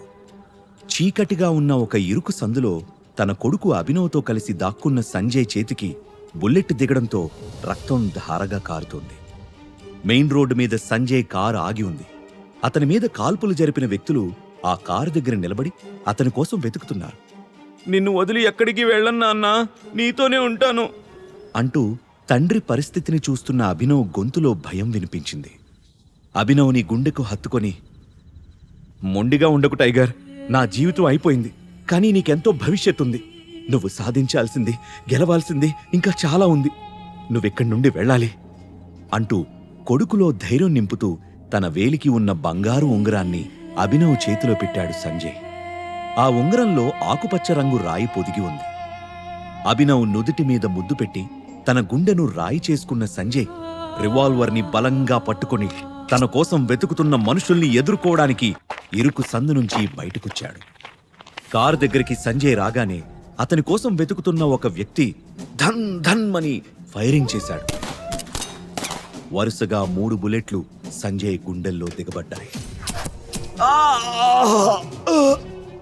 అంటూ సంజయ్ నోటి నుండి శబ్దం వచ్చింది. ఆ ఇరుకు సందులో దాక్కున్న అభినవ్ తండ్రి వైపు భయం భయంగా చూస్తున్నాడు. ఈ నీచుల్ని గుర్తు పెట్టుకో టైగర్ అని గట్టిగా అరిచిన సంజయ్ గాలికి కొట్టుకుంటున్న ఆకుల రెపరెపలాడుతూ నేల మీద పడిపోయాడు. నాన్నా అంటూ గట్టిగా అరిచిన అభినవ్ ఉలిక్కిపడి నిద్ర నుండి లేచాడు. అతని ఒళ్లంతా చెమటతో తడిచిపోయింది. అనూహ్యంగా గుండె దడదడమని కొట్టుకుంటుంది. 18 ఏళ్ల క్రితం జరిగిన ఆ దుర్ఘటన ప్రతిరోజు కల రూపంలో అతన్ని వెంటాడుతోంది. గుండె నిండా ఊపిరి పీల్చుకుని 2 చేతులతో గట్టిగా మొహాన్ని రుద్దుకున్నాడు. తండ్రి ఇచ్చిన ఉంగరం గరుకుగా అతని మొహాన్ని తాకింది. దానివైపు చూస్తూ బెడ్ మీద నుంచి లేచి వాష్రూంలోకి వెళ్ళిపోయాడు. హైదరాబాద్లో డెలివరీ బాయ్గా పనిచేస్తున్న అభినవ్కి తను చేస్తున్న పని మీద ఎలాంటి ఇష్టం లేదు. అనాథాశ్రమం నుంచి బయటకు వచ్చిన తర్వాత సర్వైవ్ అవ్వడానికి మాత్రమే అతని పని చేయాల్సొస్తుంది. బోరింగ్గా సాగుతున్న అభినవ్ లైఫ్లో జోష్ నింపుతుంది అతని గర్ల్ ఫ్రెండ్ వైభవి. ఇవాళ ఆమె పుట్టినరోజు అవడంతో ఆమెను తొందరగా కలుసుకోవాలని, హ్యాపీ బర్త్డే చెప్పాలని ఆరాటపడుతున్నాడు. డ్యూటీ పూర్తి చేసుకుని బేకరీ షాప్కి వెళ్లిన అభినవ్ గ్లాస్ షెల్ఫ్ నుంచి కనబడుతున్న చాక్లెట్ కేక్ని చూపిస్తూ, భయ్యా దీని కాస్ట్ ఎంత అంటూ షాప్ అతన్ని అడిగాడు. 600 అంటూ సమాధానం చెప్పాడు షాప్ అతను. అబ్బో అని మనసులో అనుకుంటూ, ఇదెంత భయ్యా అంటూ ఒక పేస్ట్రీ వైపు చూపించాడు అభినవ్. ఆ షాప్ అతను అభినవ్ వైపు ఒక లుక్ ఇచ్చి 60 అని చెప్పగానే, అయితే ఒకటి ప్యాక్ చేయబయ్యా అంటూ పేస్ట్రీ కొని వైభవి ఇంటి ముందు వాలిపోయాడు. ఎంతో ఉత్సాహంగా Vaibhavi room door bell press చేశాడు అభినవ్. 30 సెకండ్స్ తర్వాత డోర్ తెరిచింది Vaibhavi. Light pink colour designer dress, మెడలో సిల్వర్ కలర్లో మెరిసే నెక్లెస్, తల మీద చిన్న కిరీటంతో మిస్ ఇండియా ఫైనల్ రౌండ్ గెలిచిన బ్యూటీలా మెరిసిపోతుంది. కళ్ళు చిట్లిపోతాయేమో అన్నంత పెద్దవి చేసి చూస్తూ, నువ్వు నా వైభవివేనా అని ఆశ్చర్యంతో ఆమె అందాన్ని ఆస్వాదిస్తూ లోపలికి అడుగుపెట్టాడు అభినవ్. డోర్ దగ్గర అభినవ్ని చూడగానే, హే వైభవి, ఎవరితను అంటూ ఒక అమ్మాయి అయోమయంగా అడిగింది. డ్రెస్ చూస్తే తెలియడం లేదా? డెలివరీ బాయ్ పేస్ట్రీ తెచ్చినట్టున్నాడు. అయినా మనం ఆల్రెడీ కేక్ తెచ్చేసాం కదా అంటూ అభినవ్ చేతిలోని ప్యాకెట్ చూసి మరో అమ్మాయి కామెంట్ చేసింది. అతను డెలివరీ బాయే, కానీ మన వైభవి అతనితో డేట్ చేస్తుంది అని ఎగతాళిగా అనగానే అందరూ షాక్ అయ్యారు. వాట్? డెలివరీ బాయ్తో మన బార్బీ డాల్ డేటింగా? Are you mad Vaibhavi? నీ స్టాండర్డ్ ఇంతలా పడిపోయిందా? నీ టేస్ట్ ఇంత దిగజారిందా అంటూ అందరూ ఒకేసారి గోలగా టీజ్ చేయడం మొదలుపెట్టారు. అంతలోనే వెనక నుంచి హ్యాపీ బర్త్డే వైభవి అంటూ ఒక మగ గొంతు హస్కీగా వినపడ్డంతో వెనక్కి తిరిగాడు అభినవ్. ఆ వచ్చినతని పేరు దేవా. అతని చేతిలోని పెద్ద గిఫ్ట్ ముందు అభినవ్ తెచ్చిన పేస్ట్రీ జుజూబీ. డబ్బు బలుపు, తల పొగరు బాగా ఉన్న దేవాకి మామూలు మనుషులు కంటికి కనిపించరు. వైభవిని వలలో వేసుకోవడానికి దేవా ఎప్పుడూ ఏదో ఒక ట్రైల్ వేస్తూనే ఉండేవాడు. అందుకే అభినవ్కి దేవా అంటే చిరాకు. హ్యాపీ బర్త్డే డార్లింగ్ అంటూ గిఫ్ట్ ఇచ్చి వైభవిని గట్టిగా హగ్ చేసుకున్నాడు దేవా. మెరిసే కళ్లతో థ్యాంక్ యూ దేవా అని చెబుతూ మురిసిపోయింది వైభవి. ఆ సీన్ చూడగానే అభినవ్ రక్తం మరిగిపోయింది. అతను రియాక్ట్ అయ్యేలోపు దేవా చేతిని గట్టిగా పట్టుకున్న వైభవి గెస్ట్ల వైపు చూస్తూ, మై డియర్ ఫ్రెండ్స్, నా స్టాండర్డ్స్ గురించి మీరంతా కామెంట్ చేశారు కదా, ఇప్పుడు చూడండి అని ఒకంత పొగరుగా అంది. ఆమె ఏం చేస్తుందా అని అందరూ అనుకుంటూ ఉండగా వైభవి స్టైల్గా అభినవ్ వైపు తిరిగి, I'm breaking up with you my dear delivery boy అని ఏమాత్రం సంకోచించకుండా చెప్పింది. ఆ మాట అభినవ్ గుండెకు పెద్ద జర్కివ్వడంతో, హే బ్రేకప్ ఏంటి అని అరిచాడు. దేవా మధ్యలో కల్పించుకొని అభినవ్ వైపు చిరాగ్గా చూస్తూ, నీతో ఉంటూ పేస్ట్రీలు సమోసాలు తింటూ బతకాల్సిన కర్మ నా వైభవికి లేదు. నౌ షీజ్ మైండ్ అంటూ వైభవి బుగ్గ మీద కిస్ చేశాడు. వైభవి సిగ్గుపడుతూ అతని మాటలతో ఏకీభవించింది. దాంతో అభినవ్ కంట్రోల్ తప్పిపోయాడు. చేతిలో ఉన్న పేస్ట్రీని నేల మీద విసిరి కొట్టి దేవా ముక్కు మీద బలంగా పంచిచ్చాడు. ఆ ఫోర్స్కు కళ్ళు గిర్రును తిరిగిన దేవా వెనక్కి తూలిపోయాడు. ఆ తర్వాత వైభవి వైపు అసహ్యంగా చూస్తూ, తప్పు చేశావు వైభవి, ఇలా చేస్తావని అస్సలు అనుకోలేదు అంటూ పంటి బిగువున బాధని ఆపుకుంటూ చెప్పి అక్కడి నుంచి వెళ్ళిపోయాడు. కొంత సమయం తర్వాత కళ్ల నిండా నీళ్లతో, చేతిలో ఫుల్ బాటిల్ మందుతో ఫుట్పాత్ మీద కూర్చొని డ్రింక్ చేయడం మొదలుపెట్టాడు అభినవ్. ఒక్కో గుటక గొంతులోకి జారుతూ ఉంటే వైభవి బుగ్గ మీద దేవా ముద్దు పెట్టుకున్న సంఘటనే కళ్ల ముందు కదులుతోంది. నమ్మక ద్రోహం చేశావు వైభవి అని కసిగా ఖాళీ బాటిల్ని నేలకి విసిరికొట్టి పైకి లేచాడు. కాని అప్పటికే మత్తు తలకెక్కడంతో తూలి ఫుట్పాత్ మీద పడిపోయాడు. మరికొంత సమయం తర్వాత ఒక కారు వేగంగా దూసుకొచ్చింది. డ్రైవింగ్ సీట్లో ఉన్న సన్నీ స్టీరింగ్ మీద చేతులు బిగించిన తీరు చూస్తే అతను చాలా కోపంగా ఉన్నాడని తెలుస్తుంది. తాతయ్య దృష్టి నా మీద పడాలంటే అనన్యాను సైడ్ చేయాలి.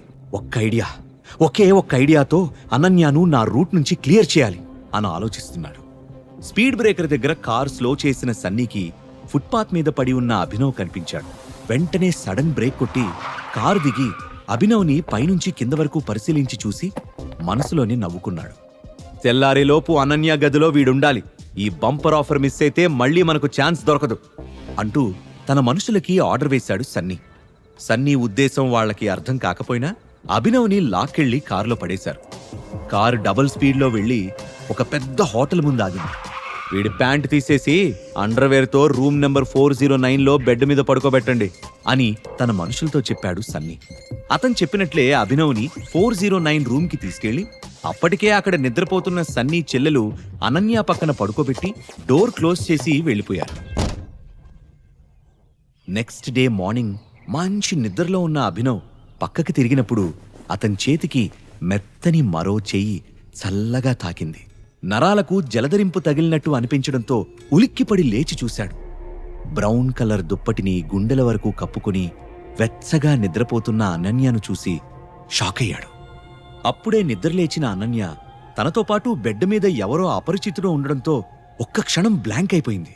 నెక్స్ట్ సెకండ్ అభినవ్ చెంప పగిలేలా ఒక్కటి పీకి, ఎవడ్రా నువ్వు, నా బెడ్ మీద ఏం చేస్తున్నావు, నీ ఒంటి మీద బట్టలు కూడా లేవేంటి అని గట్టిగా అరిచింది. అయోమయంగా ఉన్న అభినవ్, అది నేను అంటూ ఏదో చెప్పబోయాడు. ఇంతలో తడేల్మంటూ తలుపులు తోసుకుని ఇద్దరు అసిస్టెంట్స్తో కలిసి ఆ రూంలోకొచ్చిన సన్నీ అనన్య వైపు అసహ్యంగా చూస్తూ, నీదొక చీప్ క్యారెక్టర్ అని మళ్ళీ ప్రూవ్ చేసుకున్నావు, ఈసారి ఏకంగా ఎవన్నో బెడ్రూమ్లోకి తీసుకొచ్చావా అని గట్టిగా అరిచాడు. అసలు ఇతను ఎవరో నా రూంలోకి ఎలా వచ్చాడో నాకు తెలియదన్నయ్యా అని కన్నీళ్లతో చెప్పింది అనన్య. నర్మయ్, నీ క్యారెక్టర్ బ్యాడ్ అని తాతయ్యకు ఎన్నిసార్లు చెప్పినా నా మనవరాలు బంగారం అని నిన్ను సమర్థించేవాడు. ఇప్పుడు ఆ బంగారం ఎలా భ్రష్టు పట్టిందో స్వయంగా ఆయనే చూస్తాడు అన్నాడు సన్నీ. అక్కడ ఏం జరుగుతుందో అర్థం కాని అభినవ్, నాకీమెవరో తెలీదు, అసలు నేనిక్కడికి అంటూ ఉండగానే హ్యాండ్ స్టిక్ టక్ టక్ మని మోగిస్తూ ఆ గదిలోకి అడుగుపెట్టాడు అనన్య తాతయ్య చంద్రశేఖర్. గోల్డ్ ఫ్రేమ్ స్పెక్ట్స్, నీట్గా ఐరన్ చేసిన షేర్వాణి, పొడుగ్గా పెరిగిన తెల్లటి గడ్డంతో ఉన్న అతన్ని చూస్తే చాలా రిచ్ పర్సన్ అని తెలుస్తోంది.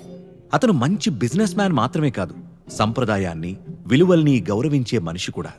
నువ్విలా చేస్తావని అస్సలు అనుకోలేదనన్య అని కోపంగా అన్నాడు. తాతయ్య ప్లీజ్, నువ్వు అనుకుంటున్నది ఏదీ మా మధ్య జరగలేదు అంటూ ఏడ్చేసింది అనన్య. రెడ్ హ్యాండెడ్గా దొరికిన తర్వాత కూడా నన్ను మభ్యపెట్టాలని చూడకనన్య. మన వంశం కట్టుబాట్లు ఎంత కఠినంగా ఉంటాయో తెలిసి కూడా నువ్వు వాటిని అతిక్రమించావు.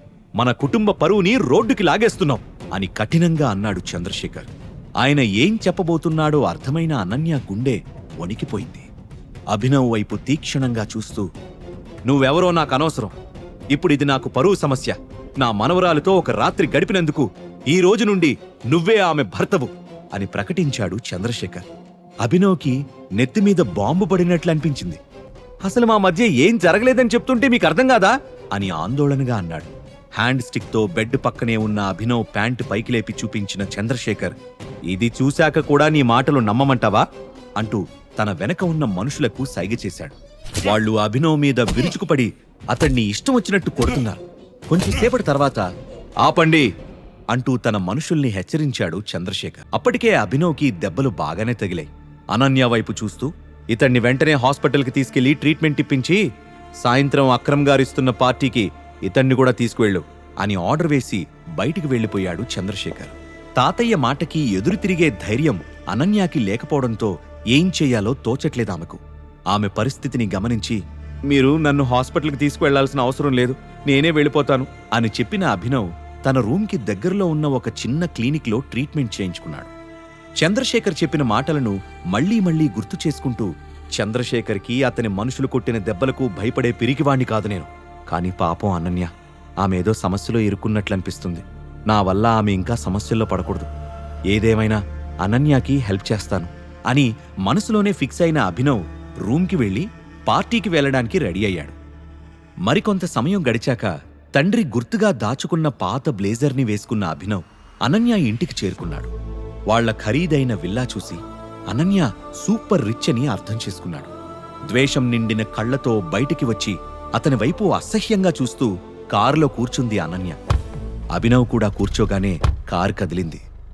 పార్టీలో అందరూ పెద్దవాళ్లే ఉంటారు, వాళ్లనెలా ఫేస్ చేయాలి అని ఆలోచిస్తూ టెన్షన్గా తన వేలికి ఉన్న ఉంగరాన్ని బొటనవేలుతో తిప్పుతున్నాడు అభినవ్. అక్రమ్ బంగ్లా ముందు కారు ఆగగానే, will you please remove the ring, చూడ్డానికి దరిద్రంగా ఉంది, పార్టీలో నా పరువు తీకు అని చిరాగ్గా అరిచింది అనన్య. ఐఎమ్ సారీ, ఇది నా ప్రాణం, తీసే ప్రసక్తే లేదు అని సూటిగా సమాధానం చెప్పాడు అభినవ్. కోటలా పటిష్టంగా ఉన్న అక్రమ్ బంగ్లా ముందు గన్స్తో కాపలా కాస్తున్నారు సెక్యూరిటీ గార్డ్స్. వాళ్లవైపు చూస్తూ లోపలికి వెళ్లిన అభినవ్కి ముక్కు మీద పెద్ద బ్యాండేజ్తో దేవా ఎదురయ్యాడు. అభినవ్ ఇచ్చిన పంచికి అతని ముక్కు పగిలింది. నిన్నెవరు లోపలికి రానిచ్చారు? సెక్యూరిటీ వాళ్ళు నిద్రపోతున్నారా అంటూ అరవడం మొదలుపెట్టాడు. అతన్ని అడ్డుకున్న అనన్య, మెల్లిగా మాట్లాడదేవా, అతను నా కాబోయే హస్బెండ్ అని సమాధానం చెప్పింది. వాట్? ఈ ఫుట్పాత్ గాడు తప్ప ఇంకెవ్వరూ దొరకలేదా అనన్య అని ఎగతాళి చేశాడు. మాటలు జాగ్రత్తగా రాని, నేను నీకిచ్చిన కోటింగ్ సరిపోలేదా అని దేవాకి వార్నింగ్ ఇచ్చాడు అభినవ్. నాకు వార్నింగ్ ఇచ్చే మగాడువా నువ్వు అంటూ అభినవ్ మీద తిరగబడ్డాడు దేవా. అంతలోనే ఈ గొడవని గమనించి, ఏం జరుగుతుంది ఇక్కడ అంటూ అక్కడికి వచ్చాడు పార్టీ హోస్ట్ చేస్తున్న 45 ఏళ్ల పైబడిన అక్రమ్. ఈ పనికిమాలిన వెధవ పార్టీలోకి ఎంటర్ అయ్యాడు అక్రమ్ సార్ అని దేవా చెప్పగానే అభినవ్ వైపు అదోలా చూసి అక్రమ్, హూ ఆర్ యూ అని ప్రశ్నించాడు. హీఈజ్ మై ఫియాన్సే అని కొంచెం ఇబ్బంది పడుతూ చెప్పింది అనన్య. ఆమె వైపు అనుమానంగా చూసిన అక్రమ్ మళ్లీ అభినవ్ వైపు తిరిగి, నిన్ను పార్టీకి ఇన్వైట్ చేయలేదు, మర్యాదగా వెళ్ళిపో, లేకపోతే పోలీసుల్ని పిలవాల్సి ఉంటుంది అని బెదిరించాడు. అనన్య మొహం అవమానంతో నల్లగా అయిపోయింది. అభినవ్ ఒక్క మాట కూడా మాట్లాడకుండా బయటకు నడవడం మొదలుపెట్టాడు. లెట్స్ ఎంజాయ్ ద పార్టీ అంటూ వెనక్కి తిరిగిన అక్రమ్ వెళ్లిపోతున్న అభినవ్ చేతివైపు చూశాడు. అతని హార్ట్ బీట్ ఒక్క క్షణం మిస్ అయింది. హే యూ, స్టాప్ దేర్ అంటూ గట్టిగా అరుస్తూ అభినవ్ వైపు పరిగెత్తాడు. అభినవ్ చేతికి ఉన్న ఉంగరాన్ని దగ్గరగా చూసిన అక్రమ్ మొహంలో ఫీలింగ్స్ మారిపోయాయి. ఆ వెంటనే, నీతో 2 నిమిషాలు ఒంటరిగా మాట్లాడాలి అని రిక్వెస్ట్ చేశాడు. నాతోనా అని ఆశ్చర్యంగా అడిగాడు అభినవ్. ఎస్, నీతోనే, ప్లీజ్ అంటూ అభినవ్ చేయి పట్టుకుని లోపలికి తీసుకుని వెళ్ళాడు అక్రమ్. అక్రమ్ బిహేవియర్ సడన్ గా మారిపోవడం చూసి అనన్య, దేవ, అలాగే అప్పుడే అక్కడికి వచ్చిన సన్నీతో పాటు అక్కడున్న వాళ్ళంతా నోళ్లు వెళ్లబెట్టారు. అభినవ్ని తన పర్సనల్ రూంలోకి తీసుకువెళ్లి డోర్ క్లోజ్ చేసిన అక్రమ్, నీ ఉంగరాన్ని ఒక్కసారి చూడాలి అని రిక్వెస్టింగ్గా అడగడంతో అభినవ్ దాన్ని తీసి అక్రమ్ చేతికిచ్చాడు. ఆత్రంగా అటూ ఇటూ తిప్పి ఉంగరాన్ని టెస్ట్ చేసిన అక్రమ్కి లోపల వైపు టీ అనే ఆల్ఫబెట్ కనిపించింది. అక్రమ్ గుండె వేగంగా కొట్టుకోవడం మొదలైంది. ఎమోషనల్ అయిపోతూ అభినవ్ కాళ్ల మీద పడిపోయి టైగర్ అని పిలిచాడు. ఆ మాట విని అభినవ్ స్టన్ అయ్యాడు. అభినవ్ ఏదో చెప్పేలోపే నువ్వే మా టైగర్ అని అస్సలు ఊహించలేదు అంటూ అభినవ్ చేతుల్ని గట్టిగా పట్టుకున్నాడు అక్రమ్. టైగరా? నేనా అని అనుమానంగా అడిగాడు అభినవ్. ఎస్, నువ్వే మా టైగర్. గత 18 ఏళ్లుగా నీకోసం నేను వెతుకుతున్నాను. మీ నాన్న సంజయ్ ఘట్టమనేని, నేను ఇంకా రాణా అగ్నిహోత్రి కలిసి నిర్మించిన 1000 కోట్ల విలువైన వ్యాపార సామ్రాజ్యానికి ఏకైక వారసుడివి నువ్వే అంటూ గోడకు వేలాడుతున్న ఒక ఫోటో వైపు చూపించాడు అక్రమ్. అందులో సంజయ్, అక్రమ్లతో పాటు రాణా కూడా ఉన్నాడు. రాణాని చూడగానే అభినవ్ షాక్ అయ్యాడు. 18 ఏళ్లుగా తనకు ప్రతిరోజూ వస్తున్న పీడకలకు కారణం అతనే. తన తండ్రి సంజయ్ని చంపిన హంతకుడు రాణాయే. అభినవ్ కళ్ళు ఎర్రగా మారాయి. మేం ముగ్గురం కలిసి ది మాఫియా కింగ్ అనే ఒక కంపెనీని స్థాపించాం. మా కంపెనీ పేరు చెప్తే పెద్ద పెద్ద పాలిటీషియన్స్, సెలబ్రిటీలు, టాప్ బిజినెస్ మ్యాన్లు కూడా గజగజా వణికిపోయేవారు. కానీ మీ నాన్న చనిపోయాక పరిస్థితి మారిపోయింది. శత్రువులు తల ఎగరేయడం మొదలుపెట్టారు. కొంతమంది మమ్మల్ని ఎదిరించి నిలబడ్డారు. వాళ్లలో అతి ముఖ్యమైన వాడు మాకు పెద్ద శత్రువు ఇక్బాల్. నిన్ను చంపి మాఫియా కింగ్ కంపెనీని తుడిచిపెట్టాలని నీకోసం తెగ వెతుకుతున్నాడు. ప్రస్తుతం రాణా కొడుకు మనోజ్ కంపెనీ వ్యవహారాలు డీల్ చేస్తున్నాడు. ఇక నుంచి కంపెనీ బాధ్యతలు నువ్వే చూసుకోవాలి అని ఎంతో ఆనందంతో చెప్పాడు అక్రమ్. అతని మాటలకి అభినవ్లో ఉద్వేగం పొంగింది. గంట క్రితం వరకు అతని జేబులో 1000 రూపాయలు కూడా లేవు. కానీ ఇప్పుడు 1000 కోట్ల విలువైన కంపెనీకి అతను ఓనర్. ఒక్క రాత్రిలో అభినవ్ జీవితం తలకిందులైంది. అనన్యతో కలిసి పార్టీకి వెళ్తే అక్కడ అభినవ్ చేతికి ఉన్న రింగ్ చూసి అతనే మాఫియా వరల్డ్కి టైగర్ అని, ఇకపై వాళ్ల మాఫియా కంపెనీ బాధ్యతలు కూడా అతనే చూసుకోవాలని ఉద్వేగంగా చెప్పాడు అక్రమ్. అంతలో గోడ మీద ఉన్న సంజయ్, రాణా, అక్రమ్ల ఫోటో వైపు అభినవ్ చూపు మళ్ళింది. ఫోటోలో ఉన్న రాణా వైపు కోపంగా చూసిన అభినవ్కి అతన్ని నరికి చంపి తండ్రి చావుకి ప్రతీకారం తీర్చుకోవాలనిపించింది. అభినవ్ ఇలా ఆలోచనల్లో ఉండగానే అతని భుజంపైన చేయి వేసిన Akram, I'm very sorry Abhinav బేటా. నిన్ను చూసిన ఆనందంలో ఇన్ని రోజులు ఎక్కడ ఉన్నావో అడగడం మర్చిపోయాను. అసలు ఈ 18 సంవత్సరాలు ఎలా గడిచాయి అని అడిగాడు. బాధ, కోపం కలగలిసిన చూపులతో అతడి వైపు చూస్తూ, మా నాన్న చనిపోయిన తర్వాత నేను అనాథాశ్రమంలో పెరిగాను. ఆ తర్వాత బయటకొచ్చేసి పార్ట్ టైం జాబ్ చేసుకుంటూ చదువు పూర్తి చేశాను అని చెప్పాడు. అది విని అక్రమ్ కళ్లల్లో నీళ్లు తిరిగాయి. మీకింత నెట్వర్క్ ఉంది కదా, ఇన్నేళ్లుగా నన్ను వెతకడానికి ట్రై చేయలేదా అని సూటిగా అక్రమ్ని ప్రశ్నించాడు అభినవ్. సంజయ్ భయ్యా చనిపోయాక గ్యాంగ్ అంతా అతలాకుతలం అయిపోయింది. ఎవరు ఎటువైపు నుంచి వచ్చి అటాక్ చేస్తారో తెలియని పరిస్థితి. అందరం అండర్ గ్రౌండ్కి వెళ్లిపోయాం. కొన్ని రోజులు నీకోసం గాలించాం. కాని మన శత్రువులు మమ్మల్ని ట్రాక్ చేస్తున్నారని అర్థమైంది. నీకోసం వెతుకుతున్నామని తెలిసి నీ వరకు వాళ్ళు వచ్చేస్తే నిన్ను కూడా కోల్పోతామేమో అనే భయం ఎక్కువైంది. అయినా సరే చాలా సీక్రెట్గా నీ గురించి వెతికించడానికి ట్రై చేశాను. కానీ లాభం లేదు. ప్రస్తుతం రాణా కొడుకు మనోజ్ మన కంపెనీ ఆపరేషన్స్ చూసుకుంటున్నాడు. ఇప్పుడు నువ్వు తిరిగొచ్చిన విషయం చెప్తే మనోజ్తో పాటు మన టీంలోని వాళ్ళందరూ సంతోషిస్తారు అని ఉత్సాహంగా చెప్పాడు అక్రమ్. మనోజ్ పేరు వినగానే అభినవ్ కళ్ళు ఎర్రబడ్డాయి. తన తండ్రిని చంపిన ద్రోహి కొడుకు అసలు తన కంట పడకూడదనుకున్నాడు.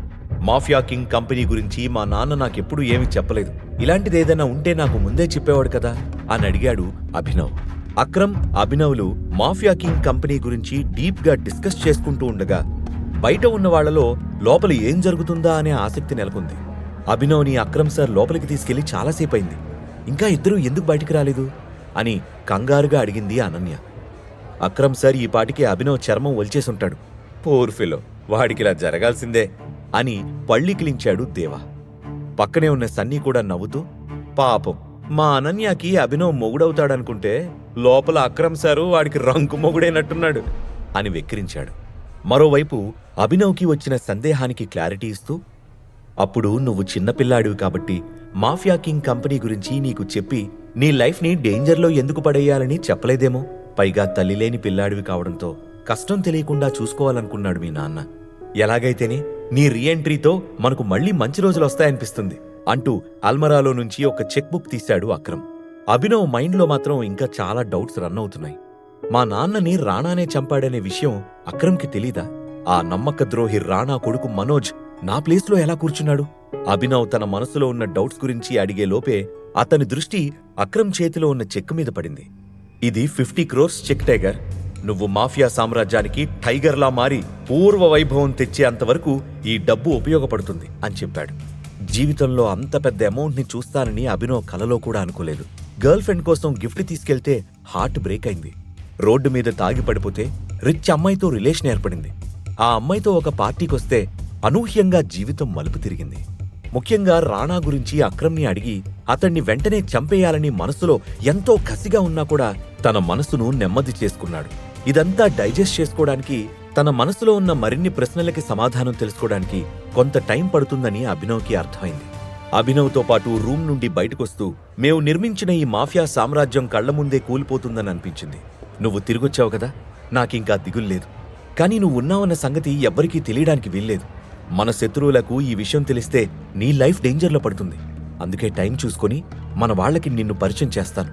అంతవరకు లో లెవెల్ మెయింటైన్ చేయి అని భరోసా ఇచ్చాడు అక్రమ్. మరో మాట మాట్లాడకుండా సరే అని చెప్పాడు అభినవ్. బయట ఉన్న అనన్యకి టెన్షన్తో చెమటలు పడుతున్నాయి. అది గమనించిన దేవ ఆమెని ఇంకా ఉడికించాలనే ఉద్దేశంతో, అక్రమ్ సారు ఈ పాటికే అభినవ్ని చంపేసుంటాడు అనన్య, ఎందుకు అనవసరంగా టెన్షన్ పడతావు, ఈ బీర్ తాగి చిల్లవు అని ఎగతాళి చేశాడు. ఒక మనిషిని చంపడం అక్రమ్కి పెద్ద విషయం కాదని అనన్యకి బాగా తెలుసు. కానీ అభినవ్కి ఇలా జరిగిందని తాతయ్యకి తెలిస్తే ఏమంటాడు అనే భయం ఆమెని ఎక్కువగా వెంటాడుతుంది. పాపం అనన్య ఈ నైట్ అభినవ్తో హుక్కప్ అవుదామని ప్లాన్ వేసినట్టుంది, మొత్తానికి ఇలా బెడిసికొట్టింది అంటూ సన్నీ కూడా ఏడిపించాడు. వీళ్ళిలా మాట్లాడుకుంటూ ఉండగానే ముందుగా అక్రమ్ బయటకొచ్చాడు. సన్నీ దేవాల మొహాలపైన నవ్వు ఇంకా పెద్దదైంది. ఇద్దరూ అనన్య వైపు చూసి మరింతగా ఆమెను వెక్కిరించారు. ఆ మరుక్షణమే అభినవ్ కూడా బయటకొచ్చాడు. అతని ఒంటిపైన చిన్న దెబ్బ కూడా లేదు. ఆనందంగా బయటకొస్తున్న అభినవ్ని చూసిన సన్నీ దేవాల మొహంలో మాయమైన నవ్వు అనన్య మొహం మీద మెరిసింది. అక్రమ్ సార్ హ్యాండు మనోడి మీద పడినట్లేదు బ్రో అని దేవాతో గుసగుసగా అన్నాడు సన్నీ. ఇంపాసిబుల్, ఆ అభినవ్ గాడు నా ముక్కు పగలగొట్టినందుకు అక్రమ్ సార్ వాడికి చావుని పరిచయం చేస్తాడని తెగ సంబరపడిపోయాను. పెద్ద పెద్ద వాళ్లకే పావుగంట మాట్లాడడానికి అక్రమ్ సార్ టైం ఇవ్వరు, అలాంటిదే అభినవ్తో ఇంతసేపు ఏం మాట్లాడారో ఏంటో అని అయోమయంగా అన్నాడు దేవా.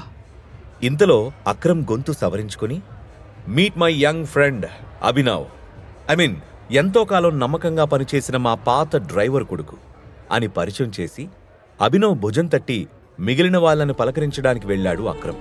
డ్రైవర్ కొడుకైన అభినవ్కి అక్రమ్ ఎందుకంత ఇంపార్టెన్స్ ఇస్తున్నాడో సన్నీ దేవాలతో పాటు అనన్య కూడా అర్థం కాక అయోమయంగా చూస్తూ ఉండిపోయారు. అభినవ్ పార్టీ మూడ్లో లేడు.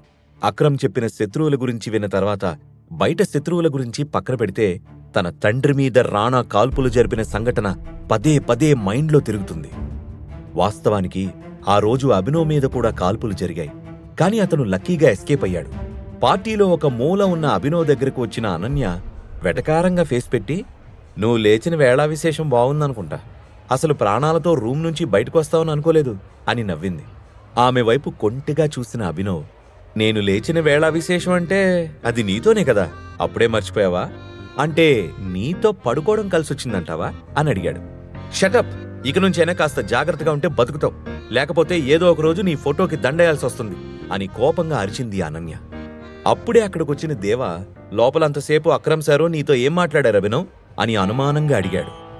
నీలాంటి అడ్డగాడిదలకి ఏమడిగినా ఆన్సర్ చెప్పొద్దని చెప్పారు అంటూ స్మైల్ ఇచ్చి పక్కకెళ్ళిపోయాడు అభినవ్. కోపంగా పిడికిలి బిగించిన దేవా, ఇడియట్, వీడికి నేనేంటో పొద్దున్న అర్థమయ్యేలా చెప్తాను. పార్టీ జరుగుతున్నంతసేపు అభినవ్ అనన్య ఏమీ మాట్లాడుకోలేదు. పార్టీ అయిపోగానే అనన్య వచ్చి కారులో కూర్చుంది. అభినవ్ కూడా కారులో కూర్చుంటూ, నా రూమ్ ఇక్కడికి దగ్గరలోనే ఉంది, అక్కడికి వెళ్దామా అని అడిగాడు. అది విని చిరాగ్గా చూసిన అనన్య, ఛీ, కల్లో కూడా అలా జరగకూడదు, అయినా నీ ఇంటికి నేనెందుకు వస్తాను, చచ్చినా రాను అని అరిచింది. I'm your fiancee Ananya. మీ తాతయ్య పొద్దున చెప్పింది మర్చిపోయావా? అయినా నువ్వు నా ఇంట్లో ఉండకపోతే ఎవరింట్లో ఉంటావు? అదే కదా అందరూ చేసేది అని ఆమెను మరింత ఉడికించాడు అభినవ్. నీ తొక్కలో లాజిక్ ఆపి అసలు నిన్న రాత్రి నువ్వు నా బెడ్ పైకి ఎలా వచ్చావో అది చెప్పు అని కోపంగా ప్రశ్నించింది అనన్య. ఎగ్జాక్ట్లీ, నాది కూడా సేమ్ క్వశ్చన్. నిన్న రాత్రి నీ బెడ్ పైకి నేనెలా వచ్చాను అని తిరిగి ప్రశ్నించాడు అభినవ్. గెట్అవుట్ అని గట్టిగా అరిచి అభినవ్ని కారులో నుంచి తోసేసి, నేను నీ ఇంటి గడప కూడా తొక్కను. ఫ్యూచర్లో కూడా నీతో కలిసి ఉంటానని హోప్స్ పెట్టుకోకు. ఒకవేళ నీతో కలిసి ఉండాల్సిన పరిస్థితే వస్తే నేను నీతో ఉండటం కాదు, నువ్వు నా ఇంట్లో నాకు నచ్చినట్లు నా పని వాళ్లలో ఒకడిగా ఉంటావు అని నిక్కచ్చిగా చెప్పి డ్రైవర్ని కార్ స్టార్ట్ చేయమని చెప్పింది అనన్య. అభినవ్కి అనన్య అమాయకురాలని, ఆమె కూడా రాత్రి హోటల్లో కరెక్ట్గా ఏం జరిగిందో తెలియదని అర్థమైంది. మనసులో ఎన్నో సందేహాలు అలజడి సృష్టిస్తుంటే అన్నిటికీ సమాధానాలు త్వరలోనే తెలుస్తాయి అని అనుకుంటూ రూమ్ వైపుకు నడిచాడు. రూమ్కి చేరుకుని బెడ్ మీద పడుకుని ఈరోజు ఈ రింగ్ లేకపోతే నా జీవితం ఏమయ్యేదో అనుకుంటూ నిద్రలోకి జారుకున్నాడు అభినవ్. ఆ మరుసటి రోజు యథావిధిగా అలారం శబ్దం మోగింది. ఎప్పుడూ వచ్చే కలలో నుంచి ఉలిక్కిపడి నిద్రలేచాడు అభినవ్. మొట్టమొదటిగా అక్రమ్ గుర్తొచ్చాడు. ఇన్నేళ్లుగా ఎంతో నమ్మకంగా తన తండ్రి కంపెనీలను, మనుషులను జాగ్రత్తగా కాపాడుకుంటూ వస్తున్న అక్రమ్కి మనసులోనే థ్యాంక్స్ చెప్పుకున్నాడు. ఆ తర్వాత ఐ మిస్ యూ నాన్న, మునుపటి కంటే ఇప్పుడే నువ్వు బాగా గుర్తొస్తున్నావు అని వేలికున్న ఉంగరం వైపు చూసుకుంటూ బాధగా అనుకున్నాడు. తన ఐడెంటిటీని కొన్ని రోజులు దాచిపెట్టమని అక్రమ్ చెప్పడంతో డెలివరీ బాయ్ జాబ్ కంటిన్యూ చేద్దామని డిసైడ్ అయ్యి ఆఫీస్కి బయలుదేరాడు. అక్కడకు రీచ్ అయ్యాక కారిడార్లో నడుస్తూ ఉంటే, ఏ డెలివరీ బాయ్ అని వెనక నుంచి హరీష్ గొంతు వినిపించింది. అభినవ్తో కలిసి పనిచేసే హరీష్కి కంపెనీ ఇచ్చే శాలరీ కంటే అభినవ్ని అవమానిస్తే వచ్చే ఆనందమే ఎక్కువ సాటిస్ఫాక్షన్ ఇస్తుంది. చిరాగ్గా వెనక్కి తిరిగిన అభినవ్, ఏంటి పిలిచావు అని హరీష్ని అడిగాడు. నిన్న కనిపించలేదేంటి? ఇదేమన్నా నీ బాబుగాడు కంపెనీ అనుకుంటున్నావా? నీ ఇష్టం వచ్చినప్పుడు రావడానికి? నిన్ను బాస్ పిలుస్తున్నాడు, తొందరగా వెళ్ళు. బాస్ దెబ్బకి నీకు నీ అబ్బ గుర్తొస్తాడులే అంటూ నవ్వుతూ హేళనగా మాట్లాడాడు హరీష్. హరీష్ మాటలకి అభినవ్కి నరాలు తెగేంత కోపం వచ్చింది. అతడి దవడ మీద పంచివ్వకుండా కంట్రోల్ చేసుకుంటూ బాస్ క్యాబిన్కి వెళ్లి డోర్ మెల్లగా తెరుస్తూ గుడ్ మార్నింగ్ సార్ అని విష్ చేశాడు. వాటర్ డ్రమ్ములాగా నున్నగా గుండ్రంగా ఉన్న బాసు అభినవ్ని లోపలికి రమ్మని సైగ చేసి, నేను చూసుకుంటానులేదేవా అని చెప్పి ఫోన్ కట్ చేశాడు. ఏం గుడ్డు జరిగిందని గుడ్ మార్నింగ్ చెప్తున్నావు అని అభినవ్ వైపు సూటిగా చూసి కళ్ళెగరేశాడు బాసు. మునుపటి రోజు పనెగ్గొట్టినందుకు బాస్ తిడుతున్నాడని అర్థమయ్యి అభినవ్ సైలెంట్గా నిల్చున్నాడు. పర్మిషన్ తీసుకోకుండా డ్యూటీ మానేయచ్చని మీ తాత చెప్పాడా? నీ వల్ల ఎన్ని డెలివరీస్ మిస్ అయ్యాయో తెలుసా అని కోపంగా విరుచుకుపడ్డాడు బాస్. నాకు ఎవ్రీ మంత్ ఒక క్యాజువల్ లీవ్ ఉంటుంది కదా సార్ అని కోపాన్ని అణుచుకుంటూ మర్యాదగా అడిగాడు అభినవ్. షడప్, డ్యూటీ కరెక్ట్గా చేయకుండా రూల్స్ మాట్లాడితే భరించడానికి ఇది మీ బాబుగాడి కంపెనీ కాదు అని బెదిరించాడు బాస్. ఆయన మాటలకు అభినవ్కి కోపం వచ్చి పిడికిలి బిగుసుకుంది. కానీ మళ్లీ తమాయించుకొని బాస్ వైపు చూశాడు. నిన్ను పనిలో నుంచి పీకేస్తున్నాను, నీ వస్తువులన్నీ తీసుకుని బడివా అని చెప్పిన బాసు కోపంగా టెర్మినేషన్ లెటర్ని అభినవ్ మొహాన కుట్టాడు. అది విన్నాక కూడా అభినవ్ పెద్దగా షాక్ అవ్వలేదు. రూంలోకి వస్తున్నప్పుడే దేవాతోనే ఫోన్లో తన బాస్ మాట్లాడుతున్నాడని అర్థం చేసుకుని క్రితం రోజు రాత్రి పార్టీలో అతన్ని అడ్డగాడిదా అని తిట్టినందుకు ఇదంతా కావాలనే చేయించుంటాడని ఊహించాడు. అందుకే బాస్ని ఏమాత్రం బ్రతిమాలకుండా, సరే నేను వెళ్ళిపోతాను, నాకు రావాల్సిన పెండింగ్ శాలరీ క్లియర్ చేయండి అని అడిగాడు. నీ వల్ల నిన్న జరిగిన లాస్కి నీకివ్వాల్సిన అమౌంట్కి చెల్లుకి చెల్లు, పైపెచ్చు నువ్వే మాకింకా 10,000 కట్టాలి. ఫోన్లే పాపమని ఆ మనీ అడగకుండా వదిలేస్తున్నా, పోరా బయటికి అని కసిరాడు బాస్. నేనొక్కరోజు రాకపోతే 25,000 నష్టం వచ్చిందంటే నేను నమ్మను. నా శాలరీ ఇవ్వకపోతే నేను ఇక్కడి నుంచి కదిలే ప్రసక్తే లేదు అని వాయిస్ పెంచాడు అభినవ్. నీకు శాలరీనే కదా కావాల్సింది, వెయిట్ అని పళ్ళు కొరుకుతూ పక్కనే ఉన్న బెల్ని ప్రెస్ చేశాడు బాస్. నెక్స్ట్ మినిట్ గది తలుపులు తెచ్చుకొని 3 బౌన్సర్లు లోపలికి రాగానే త్రో హిమ్ అవుట్ అని ఆర్డర్ వేశాడు బాస్. ఒక్కసారిగా అభినవ్ మీదకు దూకారు బౌన్సర్లు. క్విక్గా రియాక్ట్ అయిన అభినవ్ ఒకడి మొహం పగిలేలా పంచి విసిరి మరొక బౌన్సర్ గుండెల్లో గుద్ది మూడోవాడి వీపు మీద గట్టిగా కిక్కిచ్చాడు.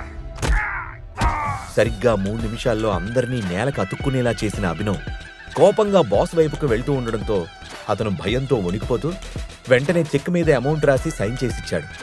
అభినవ్ ఆ చెక్ తీసుకొని, ఈ రోజుతో మనిద్దరి మధ్య లెక్క సెటిల్, మళ్ళీ నా జోలికి రావడానికి ట్రై చేస్తే తట్టుకోవడం నీ వల్ల కాదు అని చెప్పి విసురుగా తలుపు తీసుకొని బయటికి వెళ్ళిపోయాడు.